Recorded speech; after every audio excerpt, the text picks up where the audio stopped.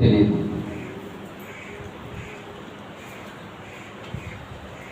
అర్థం తెలియనటువంటి మనుషులు ఏం చేశారో గ్రంథంలో అనేకమైనటువంటి విషయాలు మనం చూసాం. ఏం చేశారో అర్థం తెలియనటువంటి మనుషులు పశువులకు తగిలించడం జరిగింది, పురుగులకు తగిలించడం జరిగింది. అందుకే గ్రంథం సుస్పష్టంగా మాట్లాడుతూ ఉంది. ఏమని మాట్లాడుతుందంటే, అపోస్తలుల కార్యముల గ్రంథం 17వ అధ్యాయం 29వ వచనంలో మనం చదివాం, దేవుని సంతానమై ఉండి మనుష్యులు కల్పించబడిన చమత్కార కల్పించబడిన బంగారమైనను ఎండినైనను రాతినైనను దేవత్వం పోడి ఉన్నదని తలంపకూడదు. ఆ అజ్ఞాన కాలంలో దేవుడు చూచి చూడనట్లుగా ఊరుకున్నాడు, కానీ ఇప్పుడైతే అందరూ అంతటా మారు మనస్సు పొందాలి. మీరు అర్థం చేసుకోవడానికి ప్రయత్నం చేయండి నా ప్రియమైన సహోదరి సహోదరులారా. గ్రంథం మాట్లాడుతూ ఉంది, ఈ ప్రపంచం మొత్తము దేవుడంటే ఎవరో తెలుసుకోవాలని. గ్రంథము సుస్పష్టంగా మాట్లాడుతూ ఉంది, దేవుడంటే పేరు తెలియనటువంటి, అర్థం తెలియనటువంటి మనుష్యులు దేవుడనే పేరుని మనుష్యులకి, జంతువులకి, పక్షులకి, పశువులకి, ప్రతిమా స్వరూపాలకి పెట్టడం జరిగింది. తల్లిని మించిన దైవము లేదు, తండ్రిని మించిన దైవము లేదు, గురువుని మించినటువంటి దైవము లేదని తల్లిదండ్రులు, గురువులు దైవములుగా భావించి దేవునికి చెందవలసినటువంటి మహిమను దేవుడికి చెందకుండా మనిషి ఏం చేస్తున్నాడో తెలుసా? దేవుడనే అర్థం తెలుసుకోకుండా దేవుడనే పేరుని ఎవరికి పెడితే వారికి తగిలించడం మన గ్రంథంలో మనం చూసాం. అలాగే ఇంకొక వచనం కూడా మనం చూసాం, దేవుడంటే పరిపాలన చేయవాడు అని మనం చదివాం. ఎవరైతే పరిపాలించేస్తున్నారో ఆయన మాత్రమే దేవుడు. పరిపాలన అంటే సర్వ సృష్టిని ఆయన పరిపాలన చేస్తూ ఉన్నాడు. సర్వ సృష్టికి ఆయన కర్త దేవుడు. సర్వ సృష్టి అంటే ఆకాశము, భూమి, సముద్రము, అందులో ఉండే సమస్తమును. ఆకాశ వస్తువులు కానీ, భూ వస్తువులు కానీ, సముద్రపు వస్తువులు కానీ దేవుడు సృజించి పరిపాలన చేస్తూ ఉన్నాడు. మానవుడు పరిపాలన చేయలేడు, దేవుడు పరిపాలించగలడు. ఒక క్రమంగా పెట్టి దేవుడు ఈ సృష్టిని పరిపాలన చేస్తూ ఉన్నాడు. మానవుడిని కూడా దేవుడే సృజించాడని మనం గ్రంథంలో చదువుకున్నాం. అలాగే ఆయన బలవంతుడని మనం గ్రంథం చదివిస్తూ ఉంది. బలము తనదని ఒక మారు దేవుడు సెలవిచ్చును. మనిషికి బలము శరీరం లోపల ఉంటుంది, దేవుడికి బలము తన నోటిలో ఉంటుంది. సృష్టి కలుగును గాక కలిగింది, సూర్యచంద్రుడు కలుగును గాక కలిగాయి, ఆకాశ మహాకాశములు కలుగును గాక కలిగాయి.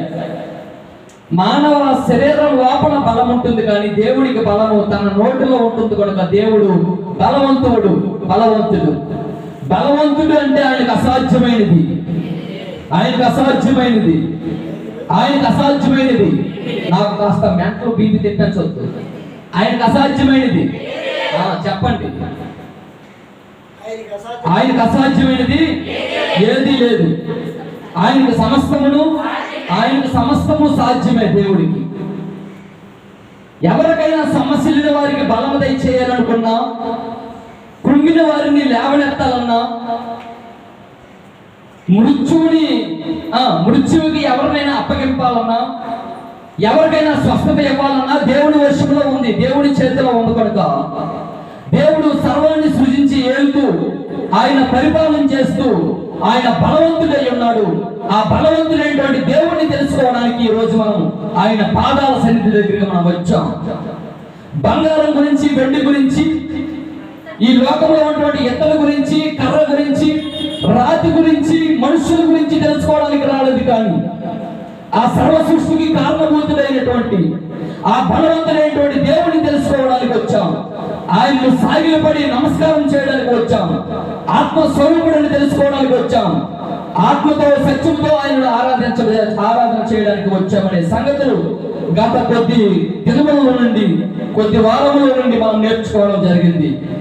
ఈ వారం కూడా ఒక విలువైనటువంటి అమూల్యమైనటువంటి విషయాలను నేర్చుకోవడానికి సిద్ధపడతాం. మీరందరూ శ్రద్ధ కలిగి దేవుని యొక్క మాటలు మనస్ఫూర్తిగా వింటారని మీకు నేను విజ్ఞాపన చేసుకుంటున్నాను.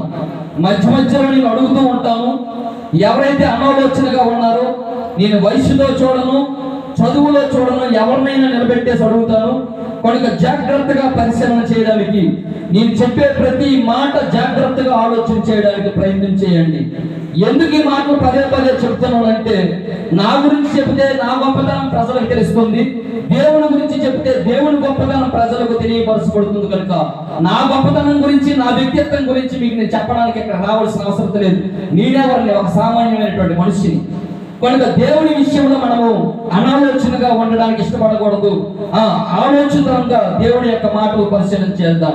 యెషయా గ్రంథం 45వ అధ్యాయం. యెషయా గ్రంథము 45వ అధ్యాయం.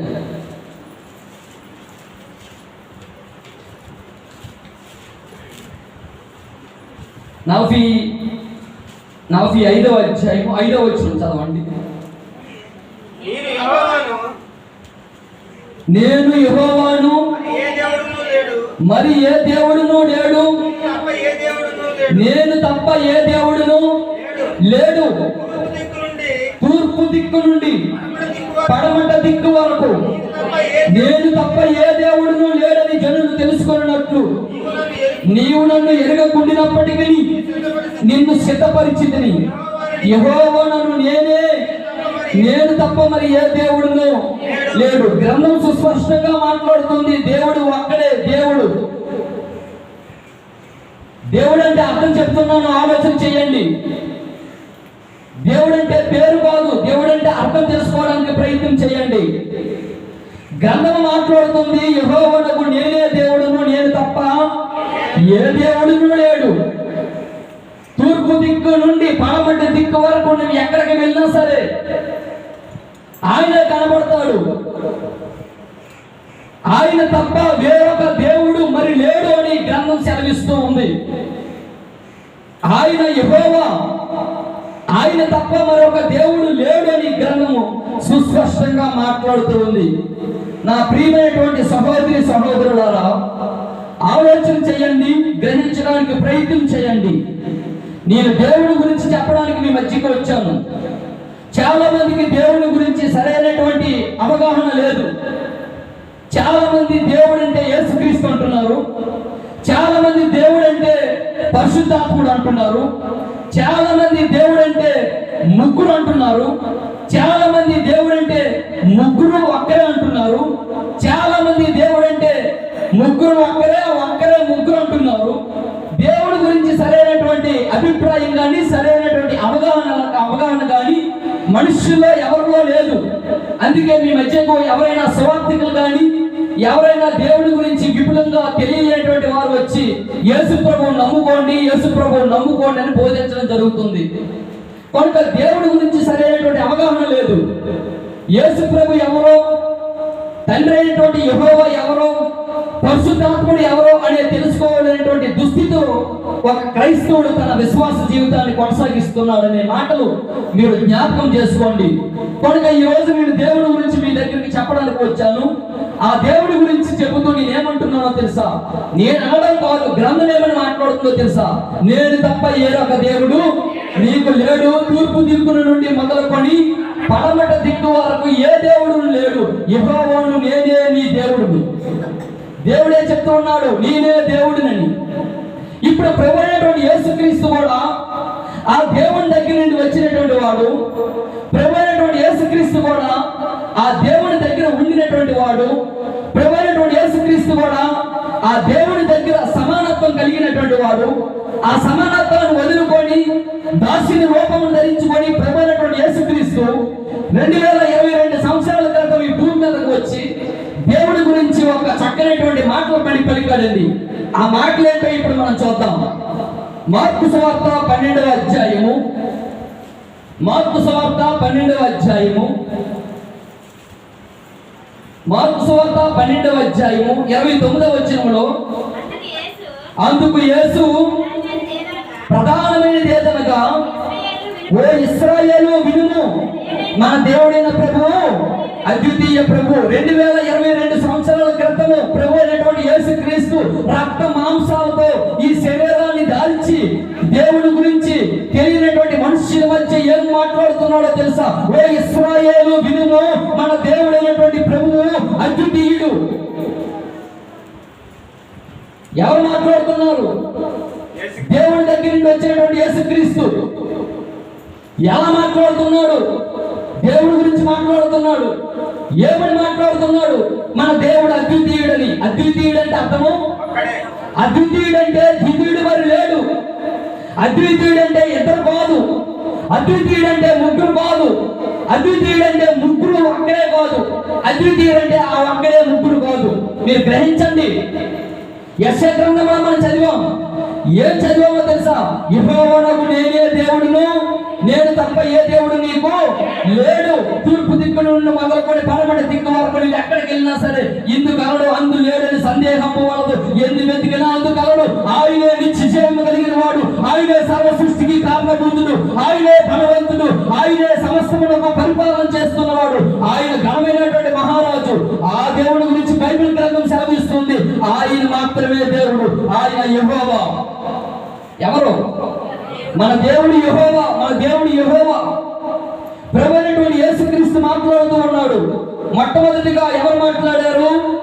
దేవుడు, యెహోవా దేవుడు.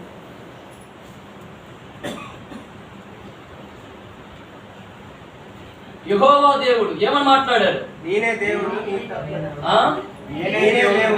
నేనే దేవుడును. ఇప్పుడు ఎవరు మాట్లాడుతున్నారు? యేసుక్రీస్తు. ఏమని? మన దేవుడు ప్రభువు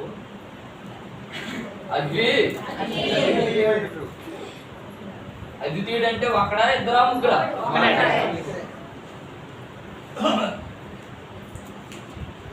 అర్థం చేసుకోండి. ధనంజయ్ గారు సింపుల్ గా అర్థం అవుతుంది. దేవుడే తన గురించి మాట్లాడుతున్నాడు. ఏమని? నేనే దేవుడును, నేను తప్ప వేరొక దేవుడు లేడని. తూర్పు దిక్కు నుండి మొదలుకొని పడమటి దిక్కు వరకు ఎక్కడికి వెళ్ళినా సరే నేనే దేవుడును, నేనే సర్వ సృష్టికి కారణభూతుడును, నేనే సమస్తమును పరిపాలించగలిగినటువంటి వాడును, నేనే బలవంతుడును, నేనే సమస్యల వారికి బలం ఇచ్చిన వాడును, నేనే దేవుడని దేవుడు చెప్తూ ఉన్నాడు. ఆ దేవుడి దగ్గర నుండి వచ్చినటువంటి యేసుక్రీస్తు కూడా ఎవరి గురించి చెప్తున్నాడో తెలుసా? దేవుడి గురించి చెప్తూ ఏమంటున్నాడో తెలుసా? మన ప్రభు అయిన దేవుడు అద్వితీయుడు. అద్వితీయుడు. మరి దేవుడు అద్వితీయుడు అయినప్పుడు యేసుక్రీస్తు, మరి దేవుడు అద్వితీయుడు అయినప్పుడు యేసుక్రీస్తు కూడా దేవుడిగా భావిస్తే ద్వితీయులు అవుతారు కదా, ఇద్దరు అవుతారు కదా. మరి గ్రంథము దేవుడు అద్వితీయుడని మాట్లాడుతున్నాయి. ప్రభువైనటువంటి యేసుక్రీస్తు ఆ మాటలు మాట్లాడుతూ ఏమంటున్నాడు తెలుసా? నీవు నీ పూర్ణ హృదయముతోను, నీ పూర్ణ ఆత్మతోను, నీ పూర్ణ వివేకముతోను, నీ పూర్ణ బలముతోను నీ దేవుడైన ప్రభువును ప్రేమింపవలెనని మొట్టమొదటి ఆజ్ఞ. ప్రభువైనటువంటి యేసుక్రీస్తు మాట్లాడుతున్నాడు. మీ దేవుణ్ణి ప్రేమించండి, మీ దేవుని సేవించండి, మీ దేవుని పూజించండి. ఆయన మాత్రమే సర్వకాల సర్వావస్థలలో వర్తమాన భూత భవిష్యత్ కాలాల్లో సర్వాధికారి అయినటువంటి దేవుడు. ఆయన మాత్రమే ఘనమైన మహారాజు. ఆయన మాత్రమే సమస్తము పరిపాలించగలిగిన వాడు. ఆయన మాత్రమే రాజులకు రాజు, ప్రభువులకు ప్రభు. ఆయన మాత్రమే బలవంతుడైనటువంటి దేవుడు. ఆయన మాత్రమే సమస్యల వారికి బలమనిచ్చిన వాడని 2022 సంవత్సరాల క్రితము ప్రభు అయినటువంటి యేసుక్రీస్తు రక్తమాంసాలు ధరించుకొని మనుషుల మధ్య సంచరించును దేవుడి గురించి అనేక పర్యాయములు చెబుతూ ఉన్నాడు. ఆయన అద్వితీయుడు అని, ఆయన ఒక్కడు మాత్రమే దేవుడిగా ఉన్నాడని, వేరొకడు ఉండకూడదని, వేరొకడు ఉండనేరడని, వేరొకడు ఉండడానికి అవకాశం లేదని ప్రభువైనటువంటి యేసుక్రీస్తు మాట్లాడితే అక్కడ ఉన్నటువంటి మనుష్యులందరూ వింటున్నారు, అక్కడ ఉన్న మనుష్యులందరూ గ్రహిస్తున్నారు, అక్కడ ఉన్నటువంటి మనుష్యులందరూ దానిని అర్థం చేసుకుంటున్నారు. అర్థం చేసుకున్నటువంటి వ్యక్తుల్లో ఒక వ్యక్తి, దావీదు లాంటి ఒక వ్యక్తి మీదకు లేచి ఏమంటున్నాడో తెలుసా? 32వ వచనంలో చదవండి. ఆ శాస్త్రి బోధకుడా, అబ్బా ఎంత బాగా చెప్పావయ్యా దేవుడి గురించి. ఎంతవరకు దేవుడు అంటే ఎవరో నాకు తెలియదయ్యా. దేవుడిని ఆరాధించే పద్ధతి నాకు తెలియదు. ఆయనను సేవించడం ఎలాగో తెలియదు. ఆయనను పూజించడం ఎలాగో తెలియదు. ఆయనకు సాగిలపడి నమస్కారం చేయడం ఎలాగో తెలియదు. అసలు అద్వితీయుడు అనే సంగతి నాకు తెలియనే తెలియదు. అసలు ఒక్కడే ఉన్నాడనే సంగతి నాకు తెలియనే తెలియదు. ఎంత బాగా చెప్పావు, ఎంత బాగా దేవుడి గురించి ఉచితంగా ప్రసంగం చేస్తున్నామని ఒక దావీదు లాంటి ఒక వ్యక్తి, ఆ శాస్త్రి పైకి లేచి ఏమంటున్నాడో తెలుసా? బోధకుడా, బాగుగా చెప్పావు, సబాస్. నీలాగా చెప్పినోడు ఎవడు లేడు, నీలాగా బ్రతికినోడు ఎవడు లేడు, నీలాగా బోధించినోడు ఎవరు లేరు. చెప్పితే నువ్వే చెప్పాలయ్యా దేవుడి గురించి, వింటే నీ దగ్గరే వినాలయ్యా దేవుడి గురించి అని ఆ శాస్త్రి యేసుక్రీస్తు చెప్పినటువంటి బోధకు అద్భుతమైనటువంటి మంత్రముక్తుడైపోయాడు. బాగా చెప్తే కదా బాగా చెప్పామంటారు, బాగా చెప్పకపోతే బాగా చెప్పలేదని అంటారు. మనుషులతో ఎటెన్నో బాధే. కానీ యేసుక్రీస్తు ఎవరి గురించి చెప్పడానికి వస్తున్నాడు తెలుసా? మన దేవుడు అద్వితీయుడని చెప్పడానికి వస్తున్నాడు. చెప్పేటప్పుడు అక్కడ ఉన్నటువంటి మనుషులందరూ గ్రహించి ఏమంటున్నారు తెలుసా? బోధకుడా, శబాస్, నువ్వు మంచి బోధకుడు, నువ్వు మంచి బోధకుడు. అలా బోధకుడు అని చెప్పుకుంటూ వెళ్తూ ఏమంటున్నాడు తెలుసా? బాగుగా చెప్పితివి, ఆయన అద్వితీయుడనియు, ఆయన తప్ప వేరొక దేవుడు లేడనియు, నీ మాట సత్యమే. ప్రభువైనటువంటి యేసుక్రీస్తు అబద్ధమాడు. నేనే దేవుడు అనుకుంటే నేనే దేవుడని రాయించుకొని చెప్పుకుంటాడు. కానీ ఆయన ఎక్కడ నేను దేవుడని రాయించి చెప్పుకోవడే దాఖలు లేవు బైబిల్ చరిత్రలో. ఒక్క తండ్రి అయినటువంటి దేవుడి గురించే, ఆ యెహోవా దేవుడి గురించే, ఆ సర్వశక్తి గల దేవుడి గురించే ప్రభువైనటువంటి యేసుక్రీస్తు ప్రకటిస్తున్నాడు. ఏం ప్రకటిస్తున్నాడయ్యా అంటే ఆయన అద్వితీయుడు. దయతో నన్ను దేవుడిగా భావించవద్దు, దయతో నన్ను దేవుడిగా పూజించవద్దు, దయతో దేవుడిగా నాకు నమస్కారం చేయవద్దు. ఆయనకు మాత్రమే మీరు నమస్కారం చేసి ఆయనను మాత్రమే మీరు ప్రేమించాలి. ఎందుకు ప్రేమించాలో తెలుసా? మన దేవుడైనటువంటి యెహోవా అద్వితీయుడు. అక్కడ ఉన్నటువంటి శాస్త్రి యేసుక్రీస్తు చెప్పినటువంటి మాటలకు మంత్రముగ్ధుడైపోయి ఏం మాట్లాడుతున్నాడు తెలుసా? ఓ బోధకుడా, బాగుగా చెప్పావు, మన దేవుడు నిజంగా అద్వితీయుడైనటువంటి దేవుడే, అద్వితీయుడే, ఒక్కడే, ఇంకొకడు మరి లేడే. నీవు చెప్పినటువంటి మాటలు నేను ఖచ్చితంగా గ్రహిస్తూ ఉన్నాను. ఈ రోజు ఎంతమంది గ్రహిస్తున్నారు? ఆ శాస్త్రి వల్ల ఈ రోజు నీకు సరైనటువంటి అవగాహన లేదు. దేవుడు ఎవరో తెలియదు, యేసుక్రీస్తు ఎవరో తెలియదు. ముగ్గురు ఒక్కరే అనుకుంటున్నావు, ఆ ఒక్కరే ముగ్గురు అనుకుంటున్నావు. ఆ యేసుక్రీస్తే దేవుడు అనుకుంటున్నావు, ఆ యేసుక్రీస్తే దేవుడిగా వచ్చాడు అనుకుంటున్నావు. ఇది చాలా తప్పుడు మార్గము, తప్పుడు బాధ. ఖచ్చితంగా తప్పుడు మార్గం, తప్పుడు బాధలను, తప్పుడు మార్గములను, కుయుక్తితో వంచనతో కూడుకున్నటువంటి ప్రతి బాధను ఖండించవలసినటువంటి అవసరం ఖచ్చితంగా ప్రతి క్రైస్తవుల మీద ఉంది.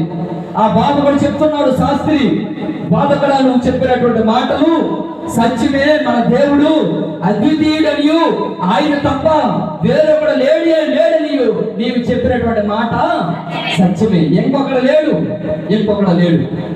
మీరు పడుకుంటున్నారు, మొహం పడుకుంటారండి. మీ చెప్పినటువంటి మాట సత్యమే. మన దేవుడు అద్వితీయుడు, ఆయన తప్ప వేరొక దేవుడు లేడనే మాట సత్యము. నా ప్రియమైనటువంటి సహోదరులారా, మీకు కూడా దేవుడి గురించి సరైనటువంటి అవగాహన ఉండాలి. ఆయన ఒక్కడుగా భావించు. ఆ ఒక్కడే దేవుడు నిన్ను సృజించాడని భావించు. ఆ ఒక్కడే దేవుడు నిన్ను పరిపాలన చేస్తున్నాడని భావించు. ఆ ఒక్కడే దేవుడి దగ్గర నుంచి వచ్చినటువంటి యేసుక్రీస్తు యొక్క మాటలు అంగీకరించడానికి ప్రయత్నం చెయ్యు. అందుకే యోహాను సువార్త 17:3 అంటున్నాడు ప్రభువైనటువంటి యేసుక్రీస్తు. చదవండి యోహాను సువార్త. అందరూ తీసుకోనండి అమ్మాయి, అందరూ తీసుకోనండి. బ్రదర్ ధనంజయ గారు చదవండి యోహాను సువార్త 17:3. అద్వితీయుడు అంటే చెప్పాలని అర్థము ఒక్కడే. నేనేదో పాట విన్నానండి, ఒక్కడే దేవుడు అని. అది మన అక్కిన నాగార్జున నటించినటువంటి ఆ షిరిడి సాయి చిత్రం నుంచి బాగా అద్భుతంగా రచించారు ఎవరో మహానుభావుడు.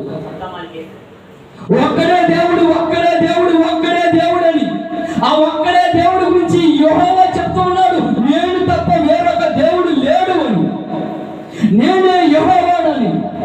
పైన ఆకాశం ఉంది కానీ కింద భూమి ఉందే కానీ నీళ్ళకి ఉందే కానీ ఏ రూపాన్ని చేసుకోకూడదని ఆ యేసుక్రీస్తే చెప్తూ ఉన్నాడు, ఓ ఇశ్రాయేలు వినండి, మన దేవుడైన యెహోవా అద్వితీయుడని. ఆ యేసుక్రీస్తే చెప్తూ ఉన్నాడు. ఏం చెప్తున్నాడు తెలుసా? ఏం చెప్తున్నాడు?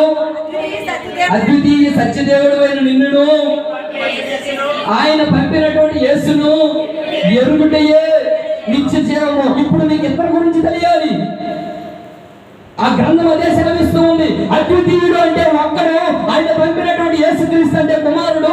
వాళ్ళిద్దరి గురించి తెలుసుకుంటే నీకేమొస్తుంది? నిత్య జీవము. ఆ దేవుడే యేసుక్రీస్తుగా వచ్చాడని గ్రంథం మాట్లాడుతుందా? ఆ దేవుడు యేసుక్రీస్తుగా వచ్చాడని గ్రంథం మాట్లాడుతుందా? ఆ దేవుడు యేసుక్రీస్తు వేరని గ్రంథం మాట్లాడుతుందా? ఆ దేవుడు వేరు యేసుక్రీస్తు వేరని గ్రంథం మాట్లాడుతుంది. ఒక అమ్మకండి పౌలు ఏమంటున్నాడో తెలుసా? ఆ దేవుడు యేసుక్రీస్తుగా వచ్చాడని వాడి చదువు 10th క్లాస్. నా దగ్గరకు వస్తే నేను దేవుడు అంటే ఎవరో తెలియజేస్తాను. గ్రంథం సుస్పష్టంగా మాట్లాడుతుంది. అద్వితీయ సత్యదేవుడు అంటే ఒక్కడే, అంటే సర్వాధికారి, అంటే బలవంతుడు, అంటే ఘనమైన మహారాజు, రాజులకు రాజు. ఆయన పంపినటువంటి యేసుక్రీస్తు అంటే ఆయన కుమారుడు. ఆయన ఎవరి గురించి తెలుసుకుంటేనే నీకు నిత్య జీవం, లేకపోతే అంటే మనకి ఇప్పుడు ఎవరి గురించి తెలియాలి? ఈయన గురించి తెలియాలి, దేవుడి గురించి తెలియాలి, రెండు పంపిన కుమారుడి గురించి కూడా తెలియాలి. మాకెందుకులండి ఆ దేవుడే కుమారుడిగా వచ్చాడంటే నేను చెప్పలేను. ఆ దేవుడే కుమారుడిగా వచ్చాడంటే నేను చెప్పలేను. ఆ దేవుడిగా యేసుక్రీస్తుగా వచ్చాడంటే నేను చెప్పలేను. ఆ దేవుడి వేరు యేసుక్రీస్తు వేరు అని గ్రంథం సుస్పష్టంగా మాట్లాడుతూ ఉంది. ఆ యేసుక్రీస్తు వాడు ఎక్కడి నుండి వచ్చిన వాడంటే ఆ దేవుడి దగ్గర నుండే వచ్చాడు వాడనే గ్రంథం మాట్లాడుతూ ఉంది. మీకు ఆఖరిగా ప్రసంగం అయిపోయిన తర్వాత మీకు ఒక అంచనాకు వచ్చేస్తారు. నాకు తెలుసు దేవుడు నాకు అంత టాలెంట్ ఇచ్చాడు, అంత తలాంతి ఇచ్చాడు. ఎందుకంటే నేను కొన్ని విషయాలు ఏవి చెప్పను, కొన్ని విషయాలే చెప్తాను. ప్రభువైనటువంటి యేసుక్రీస్తు చెప్తూ ఉన్నాడు, అద్వితీయ సత్యదేవుడు అయిన నిన్ను నీవు పంపిన యేసును ఎరుగుటయే నిత్య జీవము నీకు కావాలా? నిత్య నరకం నీకు కావాలా? నిత్య జీవానికి నువ్వు వారసుడు అవ్వాలంటే ఆ అద్వితీయుడైనటువంటి సత్యదేవుని తెలుసుకోవాలి. ఆయన పంపినటువంటి కుమారుడైనటువంటి క్రీస్తు గురించి కూడా తెలుసుకుంటే నీకు నిత్య జీవము. జీవమా యేసయ్యా. పాటలు కాదు, పాటలు పాడితే జీవం రాదు. ఆ జీవానికి కారణభూతుడు ఎవరు? ఆ జీవము ఇవ్వడానికి ప్రభువైనటువంటి యేసుక్రీస్తు రక్త మాంసాలు ఎందుకు ధరించుకోవలసింది? ఆయన దేవ స్వభావంలో పాడివారు అవ్వడం ఎందుకోసమనే సంగతులు గ్రహిస్తే నీకు నిత్య జీవము. ఆలోచన చేయండి. నిత్య జీవానికి వారసులు అవ్వాలంటే ఏది పడితే అంచనతోను కుయుక్తతోను తప్పుడు మార్గములకు లాగు బాధలకు మీరు చెవియకుండా ఈ అంచ దినములో ఏది సత్యమో ఏది అబద్ధమో గ్రహించడానికి ప్రయత్నం చేయండి నా ప్రియమైన సహోదరి సహోదరుల. ఆ దేవుడు అద్వితీయుడని యేసుక్రీస్తే చెప్తున్నాడు. ఆ దేవుడినే నేను తప్ప మరొక దేవుడు లేడు, యెహోవాను నేను అని యెహోవా చెప్తున్నాడు. మరి ఇంకేమి సాక్ష్యం కావాలి? ఇంకా సాక్ష్యాలు ఇస్తాను. 2 కొరింథీ పత్రిక 1 కొరింథీ పత్రిక 8వ అధ్యాయము 1 కొరింథీ పత్రిక 8వ అధ్యాయము 6వ వచనాన్ని చదవండి. 4వ వచనం చదవండి. కాబట్టి విగ్రహములకు బలిగా అర్పించు వాటిని తినుట విషయము లోకమంది విగ్రహాలు బట్టివి, వాటికి జోలికి మీరు పోవద్దు. అర్థమవుతున్నాయా నా మాటలు? ఈ రోజు నేను విగ్రహాల గురించి నేను చెప్పడానికి రాలేదు. అది వేరొక తంతు, వేరొక బాధ వచ్చేటప్పుడు, వేరొక ప్రసంగం వచ్చేటప్పుడు విగ్రహార్పితములు తినవచ్చునా లేదా, విగ్రహముల జోలికి పోవచ్చునా లేదా అని ఇంకొక బాధలో ఇంకొక సువార్తలో నేను చెబుతాను. ఇప్పుడు అది సమయం కాదు, వేదిక కాదు. ఇప్పుడు నేను చెప్పాలనుకున్న విషయం దేవుడి గురించి. విగ్రహాల గురించి తర్వాత చెబుతాను. ఇంకొక ప్రసంగంలో ఇంకొక తరుణంలో చెప్తాను. వాటి జోలికి పోవచ్చా, విగ్రహములకు అర్పించిన వాటిని తినవచ్చా అని. ఉంటే క్రైస్తవులుగా బ్రతకండి, వింటే నిత్య జీవము కలిగినటువంటి ఆ క్రీస్తువుని నిరీక్షణ ఉంచండి.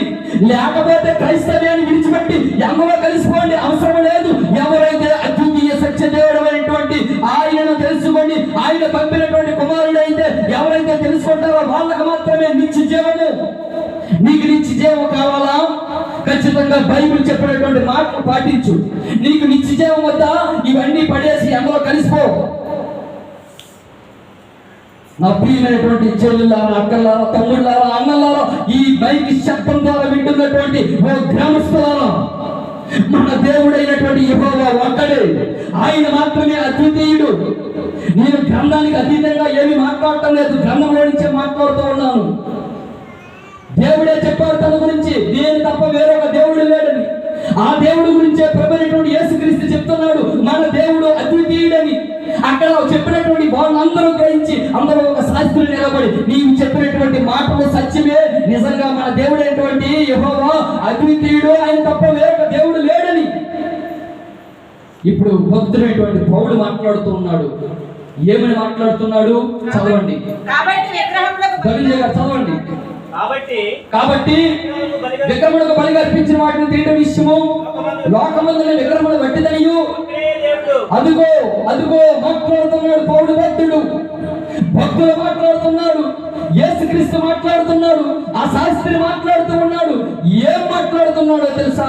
ఒక్కడే దేవుడు తప్ప వేరొక దేవుడు లేడనియు ఎరుగుము. ఒక్కడే దేవుడని ఎరుగు, ఒక్కడే దేవుడని భావించు, ఒక్కడే దేవుడని ఆయనను ఆరాధించడానికి ప్రయత్నం చేయు. ఆ ఒక్కడే దేవుడిని స్తుతించు, గొప్పపరచు, ఆయనను మహిమపరచు. వేరొక దేవుడిని పెట్టుకోవడానికి అవకాశం లేదు, వేరొక దేవుడిని పెట్టుకోవడానికి అవకాశం లేదని దేవుడు చెప్తున్నప్పటికీ సరే, అద్వితీయుడని ప్రభువైనటువంటి యేసుక్రీస్తు చెప్తున్నప్పటికీ సరే, ఈ రోజు చాలా మంది ముగ్గురు దేవుళ్ళుగా భావిస్తున్నారు. తండ్రి అయినటువంటి దేవుడు, కుమారుడు అయినటువంటి దేవుడు, పరిశుద్ధాత్ముడు దేవుడని. అర్థం చేసుకోవడానికి ప్రయత్నం చేయండి. పౌలు గారు మాట్లాడుతున్నాడు. ఏమని మాట్లాడుతున్నారు బ్రదర్? ఒక్కడే సింగులర్. అద్వితీయుడు అంటే అర్థము ఏకవచనము, బహువచనము కాదు. జ్ఞానులు, శాస్త్రులు, పాండిత్యం కలిగిన వారు, మేధావులు, కవులు అందరూ ఈ భూమి మీద నడిచారు, కానీ దేవుడి గురించి సరైనటువంటి అవగాహన ఇవ్వలేకపోయారు. ఒక్క ప్రపంచ చరిత్రలో బైబిల్ మాత్రమే దేవుడి గురించి సుస్పష్టంగా మాట్లాడుతూ ఉంది. పౌలు గారు చెప్తూ ఉన్నారు, ఒక్కడే దేవుడు తప్ప వేరొక దేవుడు లేడని ఎరుగుదుము. దేవతలు అనబడిన వారు, ప్రభువులు అనబడిన వారు అనేకులు ఉన్నారు. ఆకాశమందైనను భూమి మీదనైనను దేవతలు అనబడిన వారు ఉన్నను సరే, మనకు ఒక్కడే దేవుడు ఉన్నాడు. ఆయన మనకు తండ్రి. దేవుడు నీకు తండ్రి, దేవుడు నీకు తండ్రి. అందుకే అద్వితీయ సత్యదేవుడు అనేటువంటి నిన్ను అంటే ఆయన తండ్రిగా తెలుసుకోవాలి. ఆయన పంపినటువంటి యేసుక్రీస్తుని గురించి కూడా తెలుసుకోవాలి. అది రెండవ సంగతి. కానీ మొట్టమొదటి సంగతి, అద్వితీయుడైనటువంటి సత్యదేవుడు అంటే ఎవరో తెలుసా? ఒక్కడే దేవుడు ఉన్నాడు. ఆయన నీకేమవుతాడు? ఆయన నీకు తండ్రి. ఆయన నీకు తండ్రి. నా తండ్రి గారి పేరు ప్రసాదరావు గారు. ప్రసాదరావు గారు తండ్రి పేరు దాలినాడు గారు. దాలినాడు గారు తండ్రి పేరు నారాయణరావు గారు. ఇక భౌతిక సంబంధమైనటువంటి తండ్రులు ఈ శరీరానికి ఎంతో మంది. తరము వెంబడి తరము అంతరించిపోతూ ఉంది. కానీ దేవుడు దేనికి తండ్రి తెలుసా? ఆయన ఆత్మలకు తండ్రి. కొత్త నిబంధన చట్టంలో ప్రభువైనటువంటి యేసుక్రీస్తు రక్తంలో పాపాలు కడుక్కొని సంఘ సభ్యులుగా చేర్చబడిన వారికి దేవుడు నీకు ఏమవుతాడు? దేవుడు నీకు తండ్రి అవుతాడు. నీ తండ్రితో నీ అక్కర్తలు చెప్పుకో, నీ అవసరతలు నీ తండ్రి దగ్గర చెప్పుకో, నీ ఇబ్బందులు నీ తండ్రి దగ్గర చెప్పుకో. ఆ తండ్రిని మనసారా ఆరాధన చెయ్యి.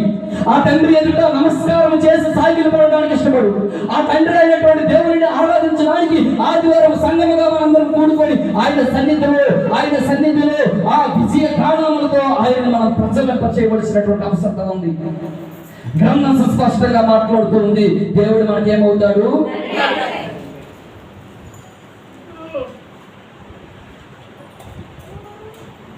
నేను ఇంత కష్టపడే వాక్యం చెప్పి బాగోడం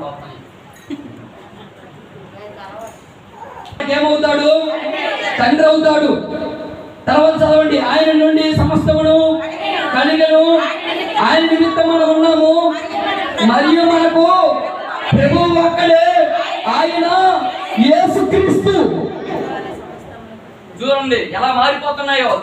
ఆయన దగ్గర నుండి వచ్చినటువంటి యేసుక్రీస్తు ఒక్కడే. ఆయన నీకు నాకు ఏమవుతాడు? మరి దేవుడిని చెప్పిన వాడికి నేను ఎక్కడ కొట్టాలి? నా ఎదురుగా లేడు, కనబడలేడు. దేవుడిని చెప్పిన వాడిని, యేసుక్రీస్తుని. గ్రంథం సుస్పష్టంగా మాట్లాడుతూ ఉంది. ధనంజయ గారు ఇంకొకసారి ఘనంగా గట్టిగా చదవండి.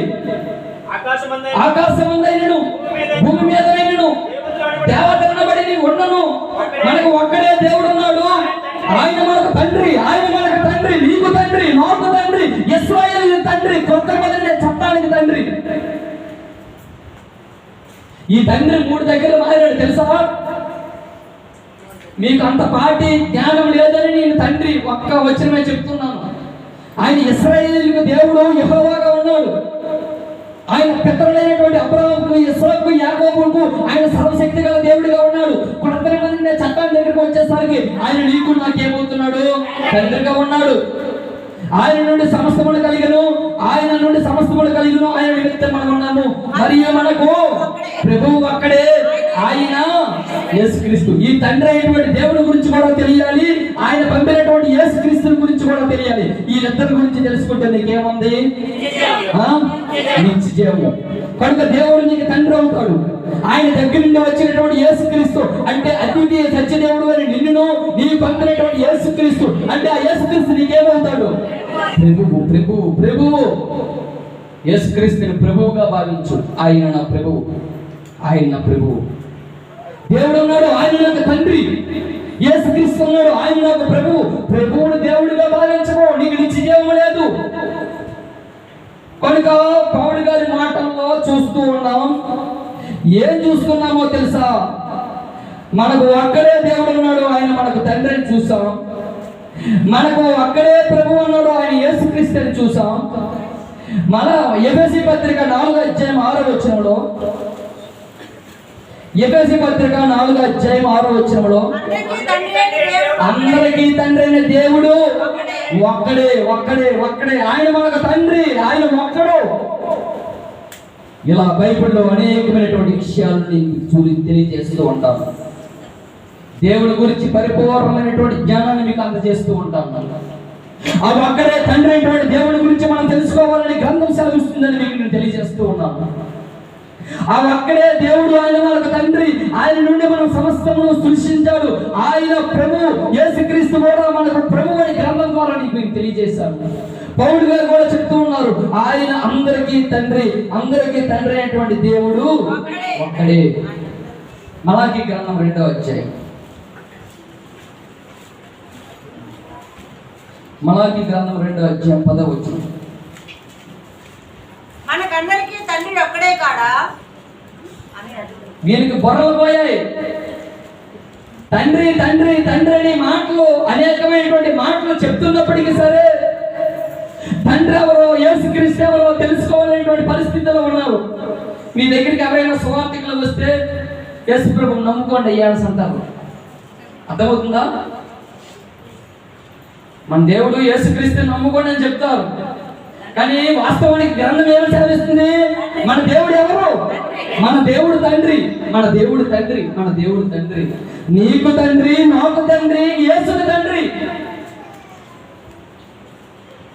ఆ శాస్త్రి అందుకే చెప్తూ ఉన్నాడు, బాలకుడా నువ్వు చెప్పిన మాటలన్నీ సత్యమే, నిజముగా మన తండ్రి అయినటువంటి దేవుడు అద్వితీయుడని పౌలు గారు చెప్తున్నారు. అందరికీ తండ్రి అయినటువంటి దేవుడు ఒక్కడే, ఆయన మనకు తండ్రి అని. ఇక్కడ మలాకీ గ్రంథం 2వ అధ్యాయం 10వ వచనం చూస్తూ ఉన్నాం. ఏమని? మనకందరికీ తండ్రి. నీకు ఎక్కడుంటే పెట్టుకో, నాకు నష్టం లేదు. అవసరమైతే ముగ్గురిని పెట్టుకో, నాకు అవసరం లేదు. ఆ దేవుడే యేసుక్రీస్తు, నాకు అభ్యంతరం లేదు. ఆ యేసుక్రీస్తు వెళ్ళిపోయి పరిశుద్ధాత్మగా వచ్చాడని చెప్పు, నాకు అభ్యంతరం లేదు. కానీ ఒక్కటి మాత్రం గ్రహించు, అద్వితీయుడైనటువంటి సత్యదేవుడైన నిన్ను నీవు పంపినటువంటి యేసుక్రీస్తుని ఎరగకపోతే నాకు నిత్య జీవము లేదనే సంగతులు గ్రహించి నీకు ఎంతమంది అయినా పెట్టుకో, నాకు అభ్యంతరం లేదు. మరి మీరు ఎంతమంది పెట్టుకున్నారో నాకు తెలియదు కానీ నాకు ఒక్కడే దేవుడు అన్నాడు, ఆయన నాకు తండ్రి, నాకు ఒక్కడే ప్రభువు అన్నాడు, ఆయన యేసుక్రీస్తు. మరి నీకు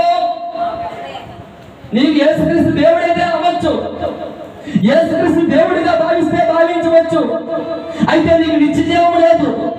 యేసుక్రీస్తుని ఎవరైతే ప్రభువుని తన నోటితో ఒప్పుకుంటారో వాళ్ళకే నిత్య జీవము. ఆ తండ్రి అయినటువంటి యెహోవా మనకు తండ్రిని ఎవరైతే తెలుసుకుంటారో వాళ్ళకే నిత్య జీవము. సెల్ స్విచ్ ఆఫ్ చేయండి, మ్యూట్లోనైనా పెట్టండి. కనుక గ్రంథం మాట్లాడుతూ ఉంది, మనందరికీ తండ్రి ఒక్కడే కూడా, ఒక్కడే దేవుడు. మనము నీకు జన్మనిచ్చిన వాడు దేవుడు, నీకు ఊపిరినిచ్చిన వాడు దేవుడు, నీకు చలనాన్ని ఇచ్చిన వాడు దేవుడు. మనం ఆయన వలన కలిగి ఉన్నాం. ఆయన నిన్ను సృష్టించాడు. నా ప్రియమైన సహోదరి సహోదరులారా, నీ జన్మకి కారణభూతుడు, నేల మన్ను కలిగినటువంటి శరీరంలో ఆత్మను పెట్టినవాడు, శూన్యములో నుండి సృష్టిని వేలాడ తీసినవాడు, పంచభూతములను తన నోటి ద్వారా కడుగులు కాకని పలికినవాడు, బలము తనదని ఒక మారు పలికినవాడు, సొమ్మసిలిన వారికి బలమును దయచేయవాడు, సర్వాధికారి దేవుడు. ఆ దేవుడు నీకు తండ్రి అవుతాడు. ఆ ఒక్క దేవుడే నిన్ను సృష్టించాడు, ఆ ఒక్క దేవుడే నీకు సృష్టించాడు. నీ జన్మకి కారణభూతుడు ఆ తండ్రే. అందుకే ఒక్క దేవుడే మనం సృష్టింపలేదా? ఇలాగుండగా ఈ ఒక్క దేవుడే మనం సృష్టించాడనే సంగతి మీరు తెలుసుకోవడానికి ఇష్టపడండి. నిర్గమకాండము 20:3. నిర్గమకాండము 20:3. నీవు తప్ప వేరొక దేవుడు నీకు ఉండకూడదు. ఎవరు చెప్తున్నారమ్మా ఈ మాట? తండ్రి ఆ? ఎవరు చెప్తున్నారు? ఎవరితో చెప్తున్నాడు? అక్క, ఎవరు చెప్తున్నారు ఈ మాటలు? నిర్గమకాండం 20:3 నేను తప్ప వేరొక దేవుడు నీకు ఉండకూడదని ఈ మాట ఎవరు చెప్తున్నారు? దేవుడే చెప్తున్నాడు. దేవుడు చెప్తున్నప్పటికీ సరే నువ్వు నమ్మవా? యేసుక్రీస్తుని దేవుడిగా పెట్టి భావిస్తావా? యేసుక్రీస్తు ప్రభువు అని నోటితో ఒప్పుకోవడవా? అందరికీ తండ్రి అయినటువంటి దేవుడు ఒక్కడే నువ్వు భావించవా? ఆయన నుండి మనం సృష్టించబడి వాళ్ళు నువ్వు ఆలోచించవా? ఆ దేవుడు నాకు జన్మనిచ్చాడని గ్రహించవా? దేవుడు ఇశ్రాయేలు ప్రజలకి సీనాయి పర్వతం దగ్గర మోషే ద్వారా ధర్మశాస్త్రం ఇచ్చినప్పుడు అక్కడ ఇశ్రాయేలు ప్రజలతో మాట్లాడుతూ ఉన్నాడు, ఓ ఇశ్రాయేలు వినండి, నేను తప్ప వేరొక దేవుడు నీకు లేడు. ఆ ఒక్క దేవుడిని తెలుసుకోవాలి. చదవండి, నేను తప్ప వేరొక దేవుడు నీకు లేడు.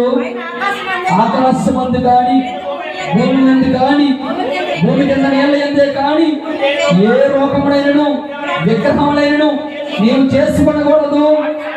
వాటికి సాగిలిపడి నా మనసారా నీ సన్నిధిలో. కనుక గ్రంథం మాట్లాడుతూ ఉంది, అపొస్తలుడైనటువంటి పౌలు మాట్లాడుతూ ఉన్నాడు, ప్రభువైనటువంటి యేసుక్రీస్తు మాట్లాడుతూ ఉన్నాడు. వీళ్ళు మాట్లాడినటువంటి ఈ మాటల్లో మనకి ఏమర్థమవుతుందో తెలుసా? దేవుడు ఒక్కడే. ఆయన ఏమవుతాడు? ఆయన తండ్రి అవుతాడు. మనకు ప్రభువు ఒక్కడే. ఆయన ఎవరు? యేసుక్రీస్తుని నీ నోటితో ఒప్పుకుంటావా? ఎవరైనా యేసుక్రీస్తు దేవుడని ఎవరైనా మీ గడప దగ్గరికి వస్తే గడ్డ ఉంటాడు. యేసుక్రీస్తు నాకు ప్రభువు, ఆయన నా రక్షకుడు, నా పాపములు కడగవేయడానికి ప్రభువైనటువంటి యేసుక్రీస్తు రక్తమాంసాలు ధరించుకొని ఈ భూమి మీద నరవతారాన్ని అవతరించి పరిశుద్ధమైనటువంటి జీవితాన్ని జీవించాడు. ఆయన రక్తంలో నేను పాపాలు పడిపోవడానికి ఆయన నాకు రక్షకుడు అయ్యాడు, ప్రభువు అయ్యాడని నీ నోటితో ఒప్పుకుంటే నీకు రక్షణ, నీకు నిత్య జీవము. లేకపోతే నీకు నిత్య జీవము లేదు. లేకపోతే నీకు నిత్య జీవము లేదు, రక్షణ లేదు. కనుక దేవుడే చెప్తున్నాడు తన గురించి, నేను తప్ప వేరొక దేవుడు నీకు లేడు. నువ్వు పెట్టుకుంటే పెట్టుకో, బంగారానికి పెట్టుకుంటావు, రాతికి పెట్టుకుంటావు, ఇనుముకి పెట్టుకుంటావు, ఇతరులకు పెట్టుకుంటావు, మనుష్యులకు పెట్టుకుంటావు, జంతువులకు పెట్టుకుంటావు, పశువులకు పెట్టుకుంటావు, జంతువులకి పక్షులకు అంతకన్నా ప్రతిభా స్వరూపానికి పెట్టుకుంటావు. పెట్టుకో. దేవుడిని పేరు తెలుసుకుంటే మాత్రం వచ్చే లాభము లేదు. ఆయన అంటే అర్థమేంటో తెలుసుకో. ఆయన అంటే అర్థమేంటో తెలుసుకొని నిత్య జీవాన్ని సంపాదించుకోవడానికి ప్రయత్నం చెయ్యు. ఆయన మాత్రమే నీకు నిత్య జీవం ఇవ్వగలడు. ఆ అద్వితీయుడైనటువంటి దేవుడు నీకు తండ్రి అనే భావన నీలో ఉండాలి.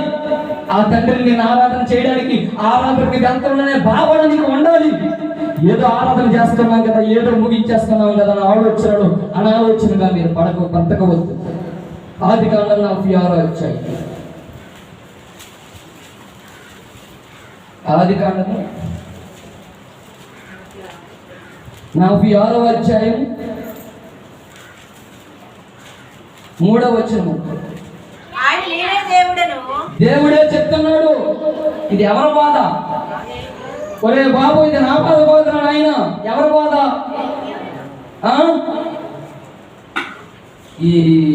ఇదేదండి అండా ప్రసాద్ బాధ కాదు, దారినాడు బాధ కాదు, ప్రవీణ్ బాధ అంతకన్నా కాదు. ఎవరి బాధ? ఆయన బాధ ఒక్కటే. కాన్సన్ట్రేషన్ చేయండి. ఆయన బాధ ఒక్కటే. ఏంటి? నేను తప్ప వేరొక దేవుడు నీకు ఉండకూడదు, నేను అద్వితీయుడును, నీకు నేను తండ్రిని. అదే ఆయన బాధ.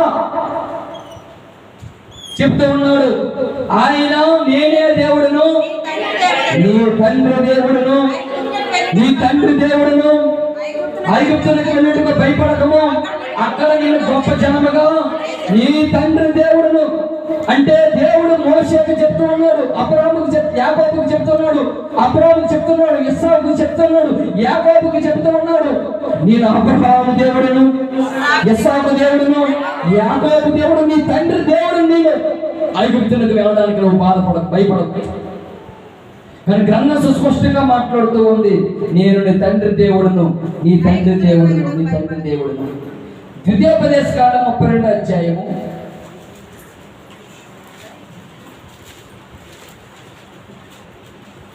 ద్వితీయోపదేశకాండము 32వ అధ్యాయము.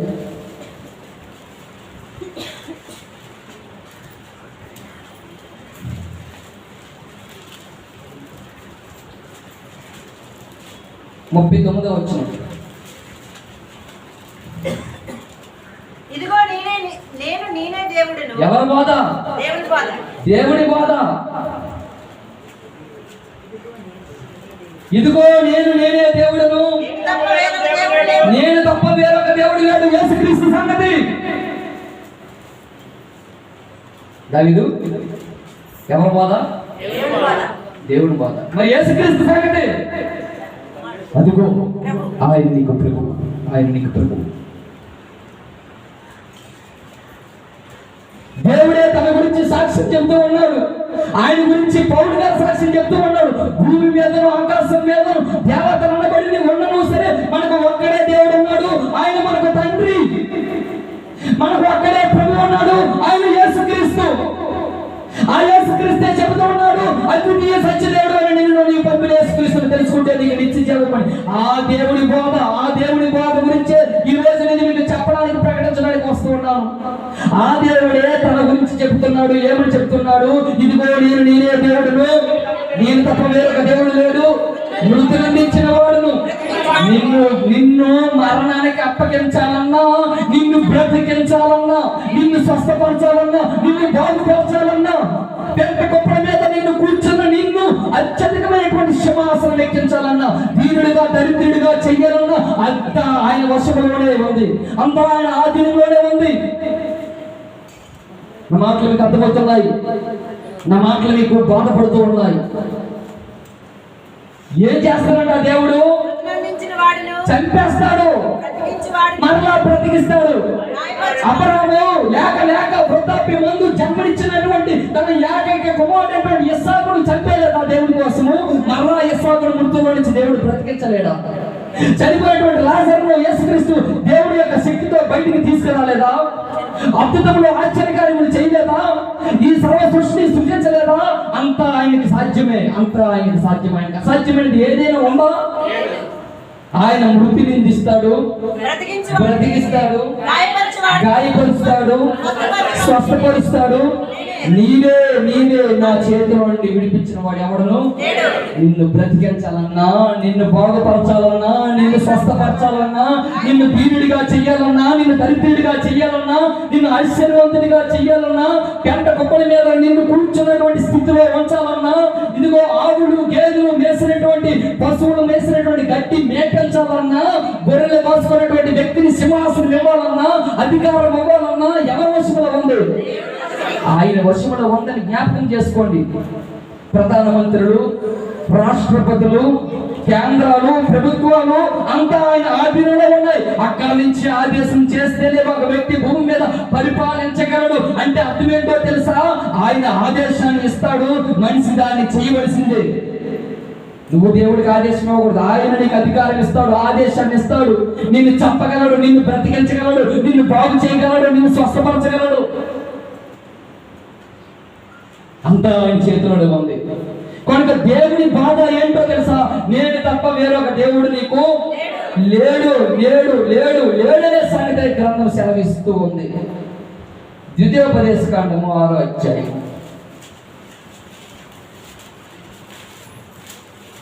ద్వితీయోపదేశకాండము 6వ అధ్యాయం 4వ వచనము. ఇశ్రాయేలీయులు అబ్బబ్బా, వినండయ్యా వినండి, నేను చెబుతున్నానయ్యా వినండి, అయ్యా వినండి అంటే ఎవరు వినట్లేదు. ఎవరు దేవుడి తండ్రిగా భావించడం లేదు. యేసుక్రీస్తుని ప్రభువుగా ఎవరు అంగీకరించడం లేదు. నాకు యేసుక్రీస్తు మీద అభిమానం లేకో, ఆయన మీద ఇష్టం లేకో నేను క్రీస్తు సంఘం అని పెట్టుకోలేదు. ఆయన అంటే నాకు ఇష్టము, ఆయన అంటే నాకు అభిమానం. ఆయన నా పాపముల కోసం రక్తం కార్చాడు కనుక, సంఘం కోసం రక్తం కార్చాడు కనుక, ఆ సంఘానికి శిరస్సు కనుక, ఆయన పేరు మీద సంఘం ఉండాలి కనుక ఆయన పేరు పెట్టుకున్నాను. అంతే తప్ప నా దృష్టిలో ఆయన నాకు దేవుడు కాదు, ఆయన నాకు ప్రభువు. ఆయన నాకు ప్రభువు. దేవుడు అక్కడ ఉన్నారు, ఆయన ఒక్కడే దేవుడు, ఆయన అందరికీ తండ్రి, ఆయన అద్వితీయుడని మోసే చెప్తూ ఉన్నాడు. ఇది మోసే బాధ. ద్వితీయోపదేశకాండం 6వ అధ్యాయం 4వ వచనంలో చదవండి. ఇశ్రాయేలీయులు మన దేవుడైన యెహోవా. గ్రంథం మొత్తం అద్వితీయుడే. తెలుగు ఎవరైనా చదువుకున్న ఉన్నారా? ఎవరు బాధ? ఏంటి? మన దేవుడైన యెహోవా అద్వితీయుడైన యెహోవా. దేవుని బోధ ఏంటి? నేను తండ్రి, నేను తప్ప వేరొక నేను దేవుడు తప్ప లేడు. ఆయనే అద్వితీయుడు. ఇద్దరు కాదు, ద్వితీయుడు కాదు. ఇద్దరు కాదు, ముగ్గురు కాదు, నలుగురు కాదు, ఐదుగురు కాదు. ఒకరు పెట్టుకుంటే పెట్టుకో. దేవుడు అనే పేరును బంగారానికి తగిలిస్తావో, వెండికి తగిలిస్తావో, రాతికి తగిలిస్తావో, మనిషికి తగిలిస్తావో నాకు అనవసరము. కానీ గ్రంథం మాత్రం సెలవిస్తూ ఉంది, మన దేవుడు అద్వితీయుడు. ఆయన నుండి మనము కలిగిన వారము. ఆయన మనకు తండ్రి, ఆయన పరిపాలకుడు, ఆయన రాజు, ఆయన బలవంతుడు, స్వస్థపరిచేవాడు, గాయపరిచేవాడు ఆయన మాత్రమే. కానీ మోసే చెప్తూ ఉన్నాడు, అయ్యా వినండి, ఓ ఇశ్రాయేలు వినుము, మన దేవుడైన యెహోవా అద్వితీయుడు. యెహోవా నీ పూర్ణ హృదయం యెహోవా యెహోవా ద్వితీయుడు. అంటే ద్వితీయుడు మరి లేడు. ద్వితీయుడు ఉండడానికి అవకాశం ఉండకూడదు. 2వ రాజుల గ్రంథము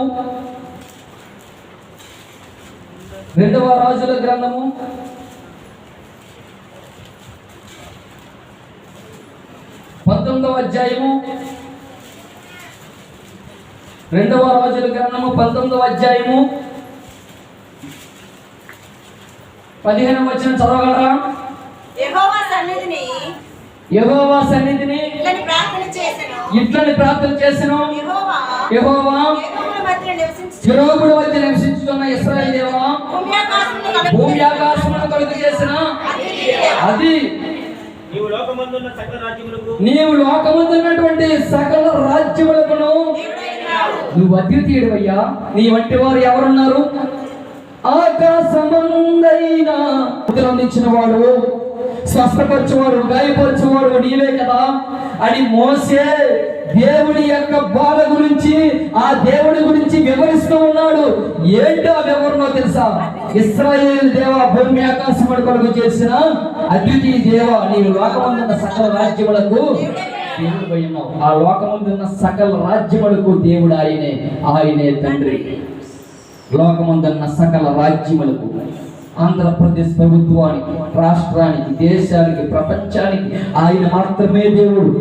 ఆయన మాత్రమే నీకు తండ్రి. ఎవరి బాధైనా తీర్చుకోండి. దేవుడి బాధలో ఆలోచన చేయండి. దేవుడు ఒక్కడే, నేను తప్ప వేరొక దేవుడు లేడు. ఇక్కడ మోసే గురించి ఆలోచన చేయండి. మోసే బాధ కూడా ఎలాంటి బాధ తెలుసా? దేవుడు అద్వితీయుడనే బాధ. మరి ఈ రోజు నేను బాధ చేస్తే ఏ బాధ చేయాలి? నాకు బీపీ మెంటలు అంతకన్నా లేకపోతే అనుకున్నారు చెప్పండి. ఈ రోజు కూడా నేను మైక్ పట్టుకొని ఈ గ్రామంలో బోధిస్తే దేవుడు ఇద్దరిని బోధించాలా? దేవుడు అద్వితీయుడని బోధించాలా? అది దేవుడు అద్వితీయుడని బోధించాలి. లేకపోతే ఈ బైబిల్ పట్టుకొని నేను వ్యాపారం ఉద్యోగం చేసుకోవాలి. మోసే బాధలో కూడా దేవుడు అద్వితీయుడు. దేవుడు బాధ కూడా వీడు తప్ప వేరొక దేవుడు నీకు లేడు. ఆయన పౌలు గారి బాధలో కూడా ఎలాంటి బాధ తెలుసా? ఆకాశమందైన భూమి మీద దేవతలబడిన ఉండను సరే మనకు దేవుడు ఒక్కడే ఉన్నాడు. ఆయన మనకు తండ్రి. ఆయన నుండి మనం కలిగిన వారు సమస్తమును ఆయన మూలముగా కలిగిన మనకు తండ్రి ఒక్కడే. మనము యేసుక్రీస్తు మనకు ప్రభువు అని పౌలు గారు కూడా బోధన చేస్తూ ఉన్నారు. 19వ వచనం చదవగలరా? యెహోవా మా దేవా, లోకమందున్న సమస్త జనులు నీవే నిజముగా అద్వితీయుడు. ఎన్ని మాటలు చెప్పాలి? రా నా ముందుకు వచ్చి ఎన్ని మాటలు అద్వితీయుడని మాటలు చెప్పాలో నువ్వు అలిసిపోయినంత వరకు నేను చెప్పుకుంటూ పోతాను అద్వితీయుడని. నువ్వు నిలబడగలవా? కలబడగలవా? ఢీ కొట్టగలవా? ఎన్ని మాటలైనా చెప్పగలను అద్వితీయుడని. గ్రంథమే మాట్లాడుతుంది ఆయన అద్వితీయుడు. ఆయన తప్ప వేరొక దేవుడు నీకు ఉండకూడదు. ఎక్కడెక్కడ ఆకాశము కానీ, భూమి కింద కానీ, భూమి కింద నేలదే కానీ ఏ దేవుడు నీకు ఉండడానికి అవకాశం లేదు. ఎందుకో తెలుసా? నీ దేవుడైనటువంటి యెహోవాను, నేను తప్ప వేరొక దేవుడు నీకు ఉండకూడదు. ఇక్కడ మోసే బోధిస్తూ ఉన్నాడు. ఏమని బోధిస్తున్నాడు తెలుసా? యెహోవా మా దేవ, లోకమందున్న సమస్త జనులు నీవే నిజముగా అద్వితీయుడని యెహోవాని తెలుసుకున్నట్లుగా అతని చేతిలో ఉన్న మమ్మను. అక్కడ యెహోవా ఉంది, యేసుక్రీస్తు ఉన్నాడు. యెహోవా ఆయన మాత్రమే అద్వితీయుడని. నెహెమియా గ్రంథము ఎక్కడ ఉంటది? నెహెమియా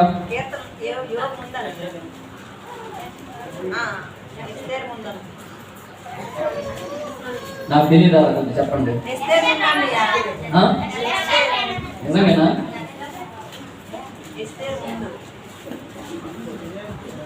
నెహెమియా గ్రంథము 9వ అధ్యాయము 6వ వచనం చదవండి. నీవే అద్వితీయుడైన యెహోవా,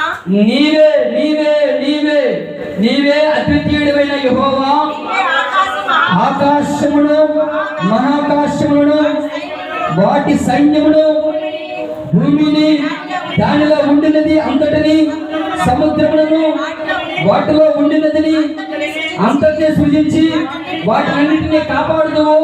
ఆకాశ సైన్యమంతయు నీకే నమస్కారం చేయుచున్నది. ఇది ఎవరి బాధ? నెహెమ్యా.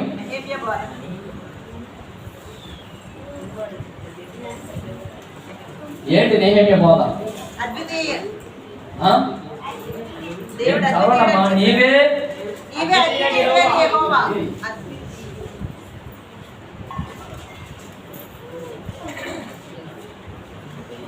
ఈ బాధలన్నిటిని బట్టి నీకేది అర్థమైంది?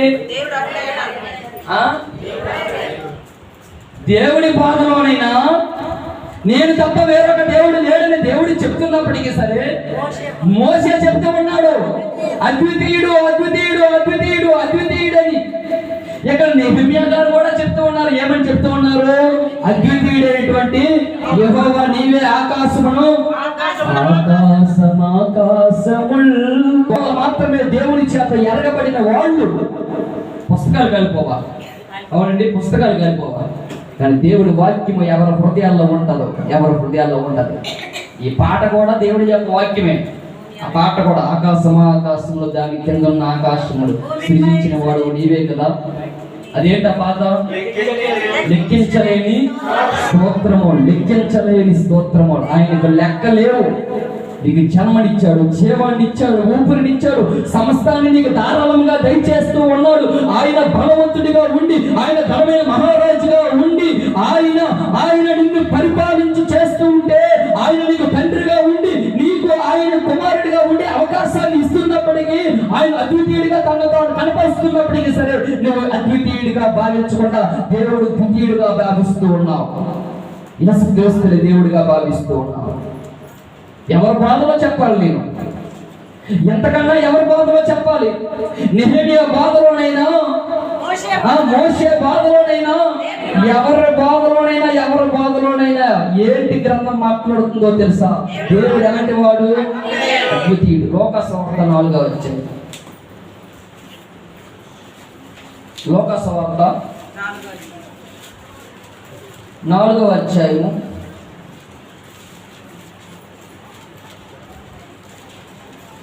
41. ఇంతేగాక 4వ అధ్యాయము 41. దెయ్యములు నీవు దేవుని కుమారుడవని, దెయ్యములు నీవు దేవుని కుమారుడవని యేసుక్రీస్తుని గురించి మాట్లాడుతున్నాయి. ఏంటి? అంతేగాక దెయ్యాలండి. దెయ్యాలు మీకు ఎప్పుడైనా దెయ్యాల గురించి చెప్తాను, వినండి. చిన్నపిల్లలు భయపడద్దు.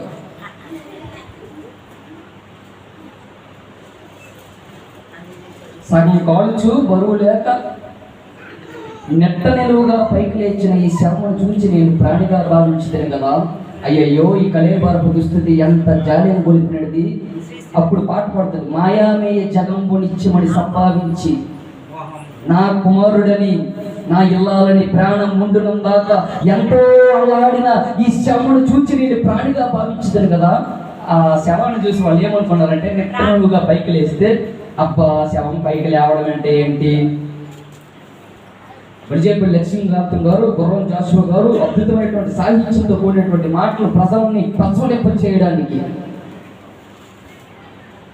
ఇక్కడ దెయ్యములు యేసుక్రీస్తు గురించి మాట్లాడుతున్నాయి. ఏమని మాట్లాడుతున్నాయి? అంతేకాక దెయ్యములు నీవు దేవుడి కుమారుడు అని కేకలు వేస్తున్నాయి. దెయ్యాలకు బుద్ధి ఉంది, సువార్తికులకు బుద్ధి లేదు.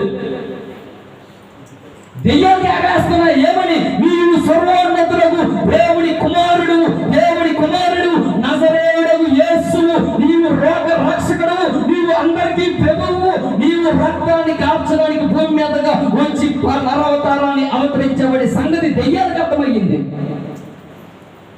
నీకు బాగా అర్థమవ్వలేదు. దెయ్యాలకు అర్థమయ్యాయండి. ఒక దెయ్యం మాట్లాడుతుంది యేసుక్రీస్తు గురించి. నీవు నజరేయుడగు సర్వోన్నతులకు దేవుడి కుమారుడు అని కేకలేస్తున్నాయి. ఆయన దేవుడి కుమారుడని గ్రంథం సెలవిస్తూ ఉంది. ఆయన ప్రభు అని గ్రంథం సెలవిస్తూ ఉంది. ఆయనని రక్షకుడని గ్రంథం సెలవిస్తుంది. ఆయన నువ్వు తెలుసుకుంటే నిత్య జీవమని గ్రంథం సెలవిస్తూ ఉంది.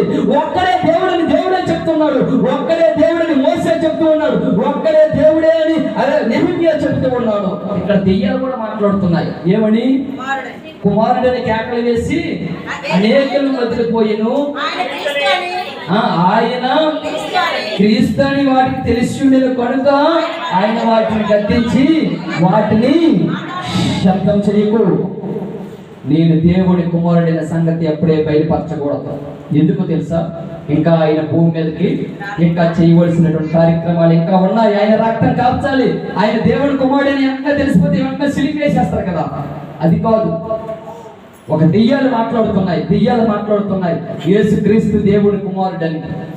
యాకోబు పత్రిక 2వ అధ్యాయము, యాకోబు పత్రిక 2వ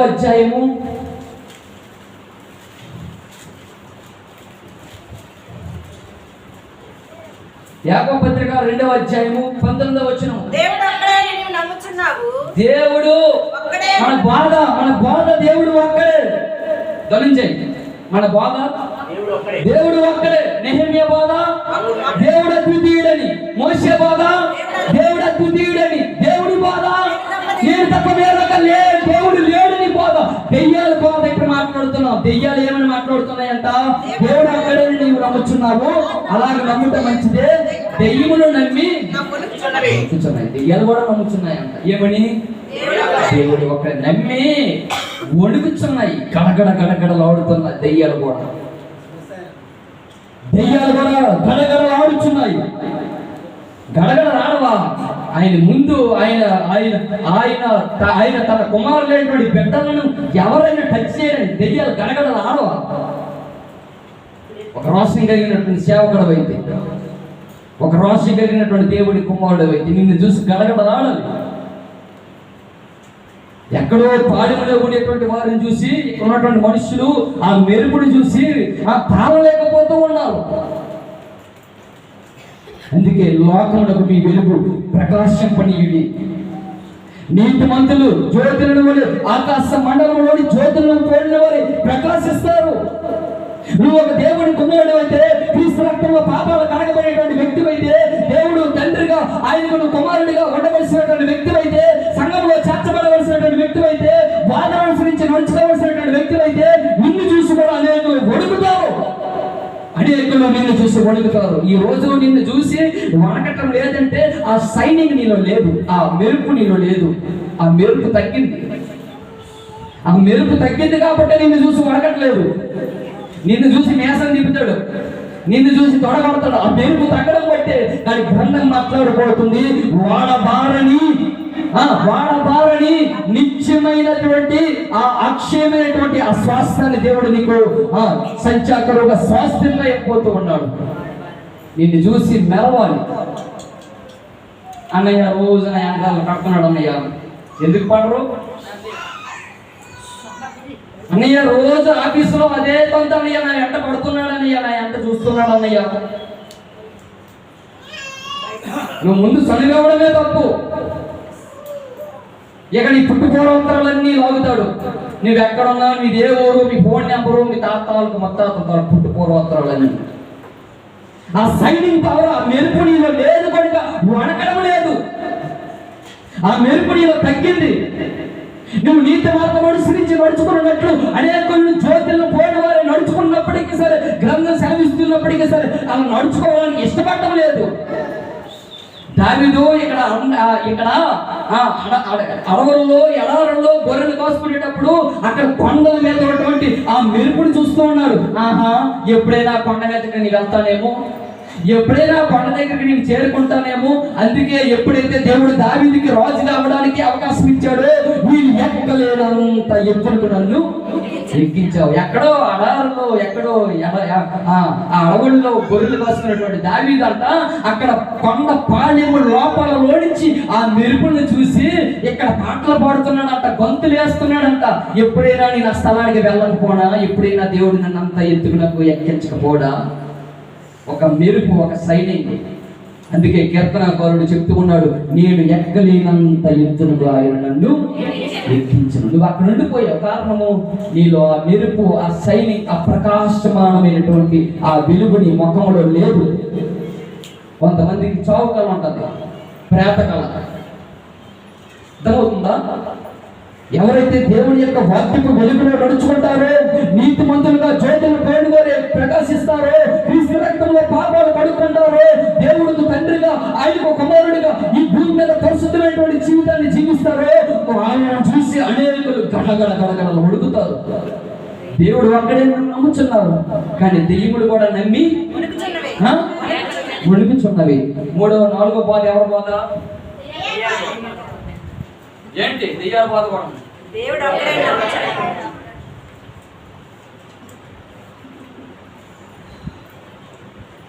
వాస్తవాలు ఎవరు నిలబెడుతున్నా తెలియదు.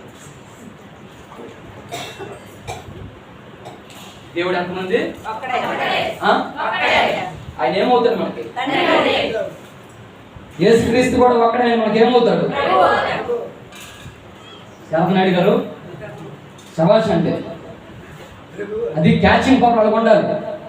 ఆ వయసులో కాస్త ఆ క్యాచింగ్ పవర్ కొద్దిగా తగ్గుతుంటది. అయినప్పటికీ సరే ఆ క్యాచింగ్ ఇస్తున్నాడంటే నాకు తెలిసి విశ్వాసంలో చూస్తూ ఉన్నాం.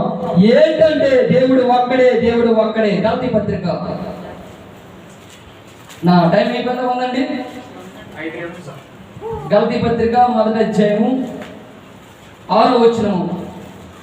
క్రీస్తు కృపను బట్టి క్రీస్తు కృపను బట్టి భిన్నమైన మిమ్మల్ని పిలిచిన వాడి విడిచి భిన్నమైన సువార్తలోకి మీరెంత త్వరగా తిరిగిపోవడం చూచి అబ్బబ్బబ్బా, భిన్నమైన సువార్తలోకి ఎంత ఎంత త్వరగా తిరిగిపోతారు మీరు.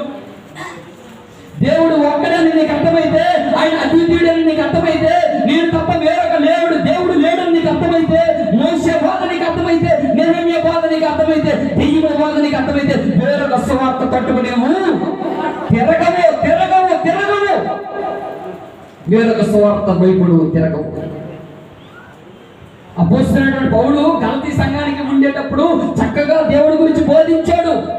పౌలు గారు కాస్త ఎఫెసీ పట్టణానికి వెళ్ళేటప్పుడు అంట పౌలు గారు లేకపోవడం చూసి ఇంకొక సువార్తికుల సంఘంలో చొరబడ్డారు. అప్పుడు పౌలు గారు ఆత్మ పరితపించలేక ఏమని మాట్లాడుతుందో తెలుసా? క్రీస్తు కృపను బట్టి మిమ్మల్ని పిలిచిన వాడిని విడిచి భిన్నమైన సువార్త కట్టుకు ఇంత త్వరగా తిరిగిపోవట నాకు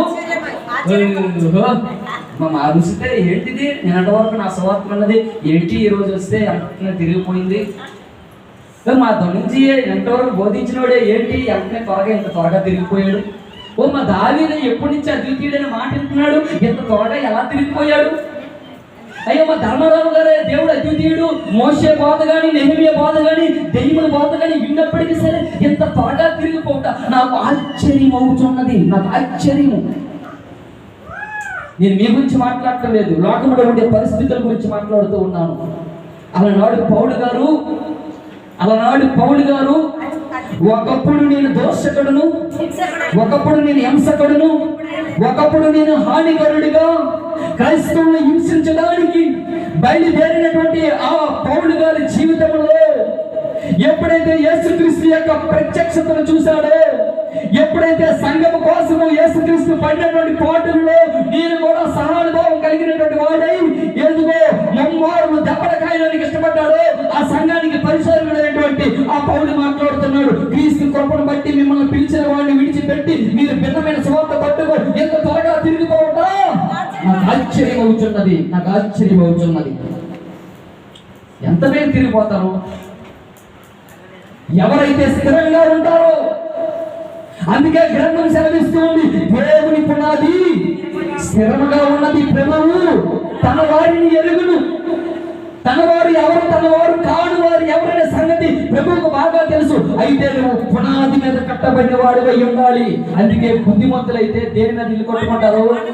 బండ మీద కట్టుకుంటారంట. బుద్ధిహీనులు అంటే ఇసుక మీద ఇల్లు కట్టుకుంటారంట. ఇసుక మీద ఇల్లు కట్టుకుంటే తుఫాను వచ్చినా, వరద వచ్చినా, ముప్పు వచ్చినా కొట్టుకుపోన్నది. బండ మీద నువ్వు ఇల్లు కట్టబడిన వాడు అయితే నువ్వు ఎన్నడూ నువ్వు కదల్చబడవు, నువ్వు స్థిరంగా ఉంటావు. సమస్యలు వచ్చిన స్థిరంగా ఉంటావు. వాక్యం తెలిసినటువంటి వ్యక్తులు కదా.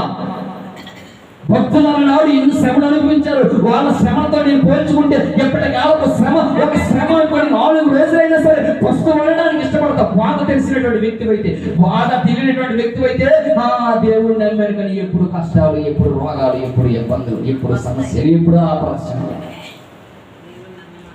నా ప్రియమైనటువంటి సహోదరి నువ్వు బాధ తెలిసినటువంటి వ్యక్తి అయితే స్థిరంగా ఉంటావు, కదల్చబడవు. ఒక డైలాగ్ ఉందండి, అడ్డగోళగా పెరిగినటువంటి కొమ్మల్ని చెట్లను నరికినా ఎప్పుడు ఈ చెట్లాగా నువ్వంట నిలబడాలనేసి. అంతే. గ్రంథంలో నుంచి ఆ మాటలు చెప్పారో నాకు తెలియదు, కానీ గ్రంథంలో నుంచి రచయితలు రాస్తున్నారో తెలియదు, కానీ నువ్వు అలాగే నిలబడాలి. దేవుడి పునాది స్థిరముగా ఉన్నది, ప్రభువు తన వారిని ఎరుగును. నువ్వు నిలకడగా ఉండాలి. నిలకడలేని పరిస్థితి ఎటువంటి పరిస్థితి? ఇటు అటు కొట్టుకొని పోవు. ప్రతి ఉపదేశం వైపు నువ్వు ఎంత త్వరగా ఎంత వేగంగా తిరిగిపోతావు. క్రీస్తు కృపను బట్టి మిమ్మల్ని పిలిచిన వాడిని విడిచిపెట్టి మీరు భిన్నమైన సువార్త తట్టుకు తిరిగి చూడగా నాకు ఆశ్చర్యం అవుతున్నది. రోమపత్రిక 16:27. రోమపత్రిక 16:27.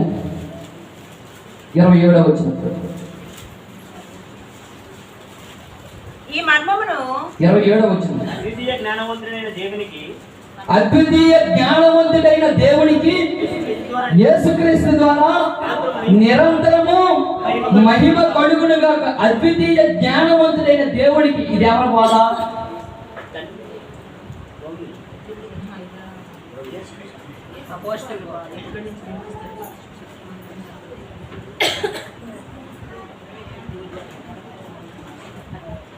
ఎవరు బోధ అండి? అపోస్తలుల బోధ. కానీ చెప్తారు, మనం చదివాం కదా, క్రీస్తు కృపను బట్టి మేము పిలిచిన వాడిని విడిచిపెట్టి మీరు ఎంత భిన్నమైన స్వభావంతో తిరిగా అక్కడ ఎలా తిరిగిపోయారంటే దేవుడు అద్వితీయుడని నమ్మలేకపోతున్నారు అక్కడ ఉన్నటువంటి సంఘపు విశ్వాసులు. అందుకే పౌలు గారు చెప్తూ ఉన్నారు, ఎంత త్వరగా తిరిగిపోవట చూచి నాకు. మరి ఏంటి ఆశ్చర్యము? పౌలు గారు దేవుడు అద్వితీయుడని బోధించారు, ఆయన కాస్త ఇంకొక దగ్గరికి వెళ్ళేసరికి ఇంకొక వాళ్ళు వచ్చేసారు, ఇంకొక వాళ్ళు వచ్చేసి ఏం చేశారంటే వెంటనే సైడ్ ట్రాక్ చేసేసారు. అందుకే పౌలు గారు చెప్తూ ఉన్నారు, క్రీస్తు కృపను బట్టి మిమ్మల్ని పిలిచిన వాడిని విడిచిపెట్టి మీరు భిన్నమైన సువార్తలకు తిరిగి చూడగా నాకు. లోకంలో 2 సువార్తలు ఉన్నాయి.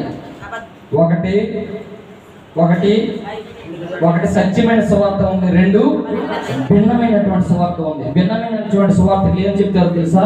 ఆ తండ్రి యేసుక్రీస్తుగా వచ్చాడని చెప్తారు. భిన్నమైన సువార్తలు ఏం చెప్తారు తెలుసా? ఆ యేసుక్రీస్తు చనిపోయి మరలా వెళ్ళిపోయి పరిశుద్ధాత్ముడిగా వచ్చాడని. భిన్నమైన సువార్తలు ఏమని చెప్తారు తెలుసా? ముగ్గురు ఒక్కరే. ఎవరు? తండ్రి, కుమారుడు, పరిశుద్ధాత్మ, ముగ్గురు. కానీ బైబిల్ గ్రంథం సెలవిస్తూ ఉంది ముగ్గురు వేరు. మనకు ఒక్కడే దేవుడు ఉన్నాడు, ఆయన మనకు తండ్రి. మనకు ఒక్కడే యేసుక్రీస్తు ఉన్నాడు, ఆయన మనకు ప్రభువు. అపోస్తలుల బోధ ఏంట బోధ? అద్వితీయ జ్ఞానవంతుడైన దేవునికి 1 తిమోతి పత్రిక 6వ అధ్యాయం. 1 తిమోతి పత్రిక 1వ అధ్యాయం 17వ వచనం. అక్షయుడును అదృశ్యుడును, అది ఏం చెప్పినా సరే అద్వితీయుడని మాట అపోస్తలులు వాడటం జరిగింది. సకల యుగములలో రాజయ్యుండి అక్షయుడును అదృశ్యుడును అద్వితీయుడును అపోస్తలులు బోధిస్తూ ఉన్నారు దేవుడు అద్వితీయుడని. అపోస్తలులు బోధిస్తూ ఉన్నారు, క్రీస్తు కృపను బట్టి మిమ్మల్ని పిలిచిన వాడిని మీరు విడవద్దు. భిన్నమైన సువార్త తోటగా మీరు తిరగవద్దు. దేవుడు అద్వితీయుడని తెలుసుకోండి, ఆయన అందరికీ తండ్రి అని తెలుసుకోండి, ఆయన వలన మనం కలిగిన వారమని తెలుసుకోండి అని అపోస్తలులు బోధిస్తూ ఉన్నారు. అపోస్తలుల బోధనికి ప్రామాణికము. ఎవరు బోధ కాదు, అపోస్తలుల బోధనికి ప్రామాణికం. అనేకమైనటువంటి వచనాలను బట్టి మనం ఏం తెలుసుకున్నాం? దేవుడు ఎక్కడవాడు, దేవుడు అద్వితీయుడు. అనేకమైనటువంటి వచనాలు, చాలా వచనాలు చదువుకున్నాం. దేవుడు అద్వితీయుడు. దెయ్యాలు మాట్లాడుతున్నాయి, దేవుడు అక్కడే నమ్మి బొడుకుచున్నాయి. నెహెమ్యా మాట్లాడుతున్నాడు, ఆ యెహోవా అద్వితీయుడు. మోషే మాట్లాడుతున్నాడు, ఆయన అద్వితీయుడని. ఆయన గురించి అపోస్తలులు మాట్లాడుతూ ఉన్నారు. ఆయన అంటేవాడు 1 తిమోతి పత్రిక 6వ అధ్యాయం 15వ వచనం.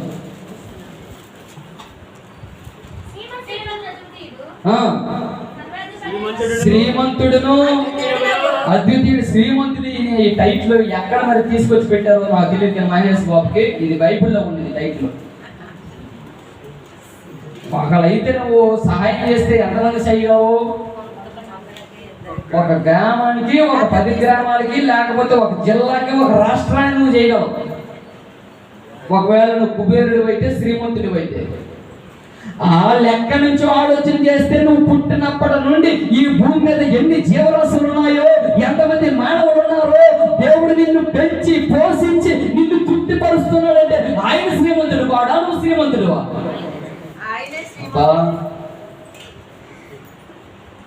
నిన్ను పుట్టినప్పటి నుండి నిన్ను పెంచి పోషిస్తున్నాడంటే ఆయన శ్రీమంతుడా, నువ్వు శ్రీమంతుడా? నీకున్నటువంటి ఐశ్వర్యం ఎంత అండి?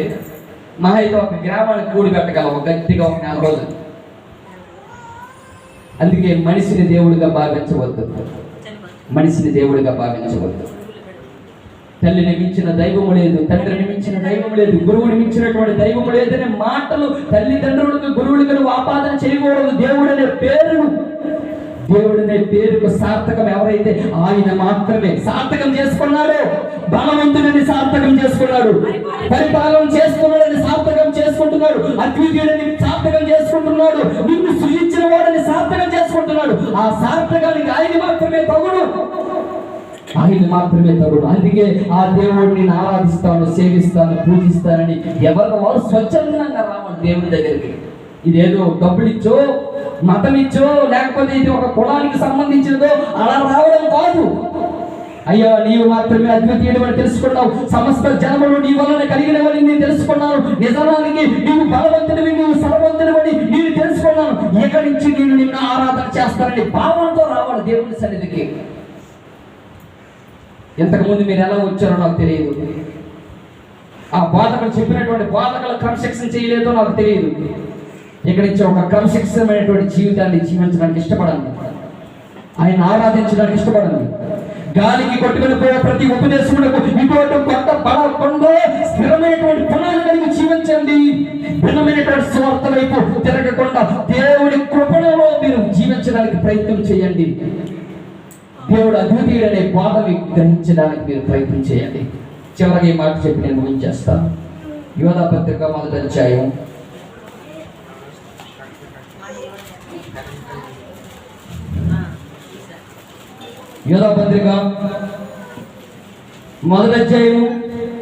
24వ వచనం.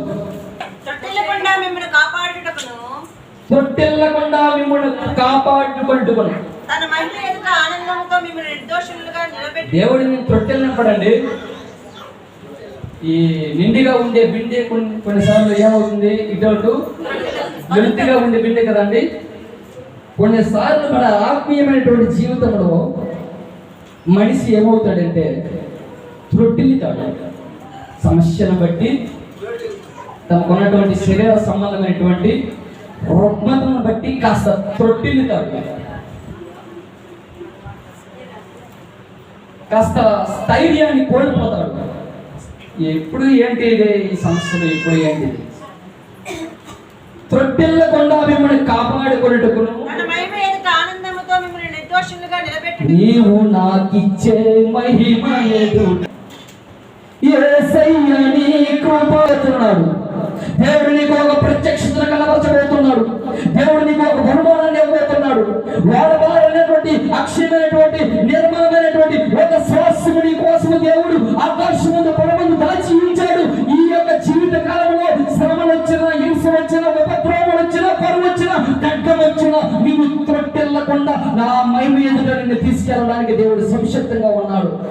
నువ్వు దేవుడి చేతిలో ఉన్నావు. నువ్వు దేవుడి చేతిలో ఉన్నావు. ఆయన చేతిలో, ఆయన విరుచు రొట్టెలో నువ్వు భాగంగా ఉన్నావు కనుక మీరు ఎప్పుడు త్రొట్టెలవద్దు, అతని పడవద్దు. మానవ జీవితంలో సమస్యలు వస్తూ ఉంటాయి. మాకే బోల్డ్ సమస్యలు ఉంటాయి సేవకులుగా. కానీ మనకు ఇచ్చినటువంటి ఆ మహిమ ఎదుట ఇప్పటి కాలపు శ్రమను నాకు ఎన్న దగ్గర మీ కావుని బాధించుకోవాలి. ఇది నేను స్లోగా ఈ వాయిస్ చెప్పగలను, ఎందుకంటే ఒక వైపు నా ఆరోగ్యం కూడా చూసుకోవాలి కదా.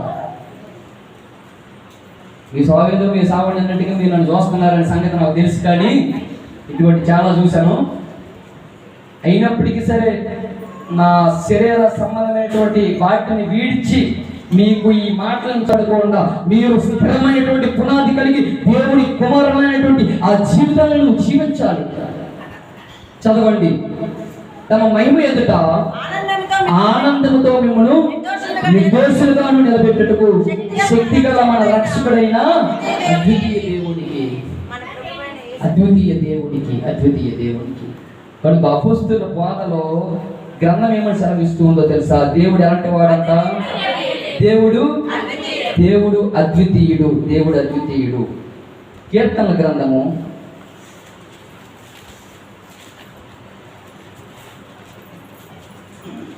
89వ కీర్తన అనుకుంటున్నాను, చూడండి.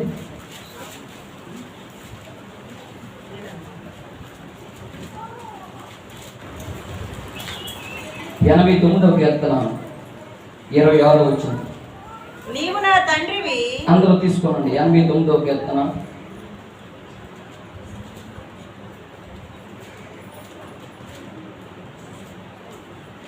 26వ వచనం. నీవు నా తండ్రివి. నా దేవుడు ఎవరు చెప్తున్నారు ఈ మాట?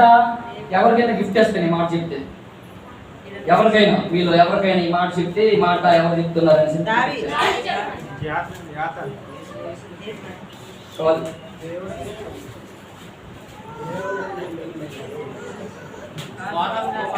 నా రక్షణ దుర్గమా అని అతడు నాకు ఎవరండి ఈ మాట పెట్టినవాడు? నా తండ్రి నా దేవుడని మొరపెట్టినవాడు ఎవడు భూమి మీద దేవుడికి? యేసుక్రీస్తు. చప్పట్లు కొట్టండి ఒకసారి. ఏం చెప్తానండి ఆ ఫస్ట్? ఆ? ఏం చెప్పండి యేసుక్రీస్తు? యేసుక్రీస్తు అంట భూమి మీదకి వచ్చి ఏమని మొర పెడతాడు? నీవు నా తండ్రివి, నా తండ్రివి, నా తండ్రివి, నా తండ్రివి, నా దేవుడు, నా దేవుడవు, నా రక్షణ దుర్గమని అంట ఒక వ్యక్తి అంట భూమి మీదకి వచ్చి మొర పెడతాడంట. మరి యేసుక్రీస్తు మొర ఎలా పెట్టాడు? తండ్రి నీ చేతికి నా ఆత్మను. ఎవరి గురించి మొర పెడుతున్నాడు? తండ్రి గురించి. పరలోకమందున మా తండ్రి నీ నామము, తండ్రి గురించి మాట్లాడుతున్నాడు. మత్తయి సువార్త 7:28 ప్రభువా ప్రభువా అని పిలిచిన వాడు పరలోక రాజ్యంలో ప్రవేశింపడు గాని పరలోకమందున మా తండ్రి చిత్తము చొప్పున చేయవాడు పరలోక రాజ్యంలో ప్రవేశిస్తాడు. ఎవరి గురించి మాట్లాడుతున్నాడు? తండ్రి గురించి మాట్లాడుతున్నాడంట. దేవుడు ముందుగానే కీర్తనలో రాయించాడు. అప్పుడు యేసుక్రీస్తు ఇంకా పుట్టలేదు. యేసుక్రీస్తు పుట్టక మునిపే దేవుడు ప్రవక్తల ద్వారా వ్రాయించాడు. ఏమని వ్రాయించాడు తెలుసా? ఒకనొక మనిషిని భూమి మీద అవతరిస్తాడు, ఆ వ్యక్తి కూడా నన్ను ఏమంటాడో తెలుసా? నన్ను తండ్రి అంటాడు. నా తండ్రి నా దేవుడు నా రక్షణ దుర్గమని అతను నాకు మొరపెట్టును, కావున నేను అతనికి నా జ్యేష్ఠ కుమారుడిగా. యేసుక్రీస్తు అంట దేవుడు అంట ఎలా చేయాలనుకుంటున్నాడు? జ్యేష్ఠుడు, జ్యేష్ఠుడు, జ్యేష్ఠుడు. జ్యేష్ఠుడు అంటే ఇద్దరు ఉన్నారు అనుకోండి అమ్మ, అందులో ఎవరు జ్యేష్ఠుడు? ప్రేమ్ కుమార్ జ్యేష్ఠుడు. ఇప్పుడు మనందరం దేవుడికి ఎలాంటి వాళ్ళము? మనందరం దేవుడికి కుమారులము. మనకన్నా పెద్దవాడు ఎవరు? ఎందుకు? మొట్టమొదట ఆయన. అది చప్పట కొట్టండి. మాగిది. చెప్పు చెప్పాలి నచ్చు. మనందరికన్నా యేసుక్రీస్తు ఎందుకు చేసినాడు తెలుసా? ఆయన చనిపోయి సమాధి చేయబడి 3వ దినాన తిరిగి లేచాడు కనుక ఆయన దేవుడికి జ్యేష్ఠుడు. ఇప్పుడు రెండవసారి యేసుక్రీస్తు రారాజున ఆయన భూలోకానికి పంచమైన వికటమైన వ్యాధంతో నైపరిచి అగ్ని జ్వాలలో ప్రత్యక్షమవుతాడు. ఆయన నిన్ను కూడా లేపుతాడు. అక్కడ నా తండ్రి ఎంత అనేక నివాస స్థలాలు ఉన్నాయి. యేసుక్రీస్తు జ్యేష్ఠుడయ్యాడు. మొట్టమొదటిగా లేచాడు కనుక ఆయన పెద్దవాడు. ఆయన పెద్దవాడు. నా జ్యేష్ఠుడని చేయుదును, భూరాజులలో అత్యున్నతునిగా ఇచ్చేదును. జ్యేష్ఠుడిగా చేస్తున్నాడు అది యేసుక్రీస్తు. ఆ జ్యేష్ఠుడైనటువంటి యేసుక్రీస్తు భూలోకానికి వచ్చి ఎవరి గురించి మాట్లాడుతున్నాడు? తండ్రి, తండ్రి, తండ్రి, నీవు నా దేవుడు, నీవు నా దేవుడు, నీవు నా దేవుడవు, నా దేవుడువు, నా తండ్రివి, నా రక్షణ, నా రక్షణ దుర్గం. ఎఫెసీ పత్రిక 1:3 గణించి మాట చదవండి. ఎఫెసీ పత్రిక 1:3 మన ప్రభువైన యేసుక్రీస్తు యొక్క తండ్రి యొక్క దేవుడు. అబ్బబ్బా, మన ప్రభు అయిన యేసుక్రీస్తు యొక్క, యేసుక్రీస్తు కూడా తండ్రి అయిన దేవుడు ఉన్నారా బాబు? ఇది యేసుక్రీస్తు బాధ. మన ప్రభు అయిన యేసుక్రీస్తు యొక్క తండ్రి యొక్క దేవుడు స్తుతించబడుగాక. 19వ చదవండి. 19వ వచనం. మన ప్రభువైన యేసుక్రీస్తు యొక్క దేవుడైన మహిమ స్వరూపియగు. మన ప్రభువైన యేసుక్రీస్తు యొక్క ప్రభువైన యేసుక్రీస్తు కూడా దేవుడు ఉన్నాడు. ఆయన తండ్రి రా బాబు. యేసుక్రీస్తు మాటల్లో కూడా దేవుడు దేవుడు దేవుడు నాకు తండ్రి అని మాట్లాడుతూ ఉన్నాడు. మన ప్రభువైన యేసుక్రీస్తు యొక్క దేవుడైన మహిమా స్వరూపియగు ఆ యేసుక్రీస్తుకి ఆ దేవుడు కూడా ఏమవుతాడు? యేసుక్రీస్తుకి దేవుడు ఏమవుతాడు? తండ్రి అవుతాడు. చెప్పాడు కదా కీర్తన గ్రంథంలో, ఆయనని ఎలా చేస్తారనుకుంటాడంట? జ్యేష్ఠ కుమారుడుగా చేస్తాడన్నాడు. ఆ జ్యేష్ఠ కుమారుడు భూమి మీదకి వచ్చి ఏమని మాట్లాడతాడు? తండ్రి, తండ్రి, నా దేవుడు మాట్లాడుతున్నాడా లేదా? ప్రభువైన యేసుక్రీస్తు యొక్క తండ్రి యొక్క దేవుడు. చివరగా మాట చదువుకోండి. 1 కొరింథీ పత్రిక 2 కొరింథీ పత్రిక 1వ అధ్యాయము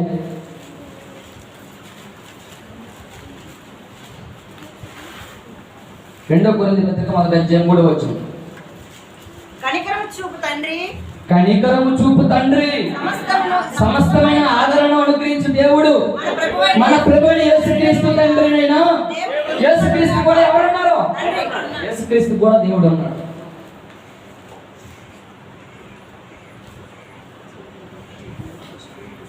యేసుక్రీస్తు కూడా ఎవరు ఉన్నారండి?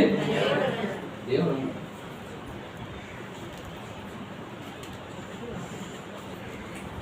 నేను ముగించేశాను నా పాట. మీరందరూ బైబిల్ మూసేసేయండి. ఈ మాటలు బట్టి ఏమర్థం అవుతుంది? మనం చదివినటువంటి ఈ వచనాలు బట్టి దేవుడు అక్కడే. దేవుడు అక్కడే. యేసుక్రీస్తు కూడా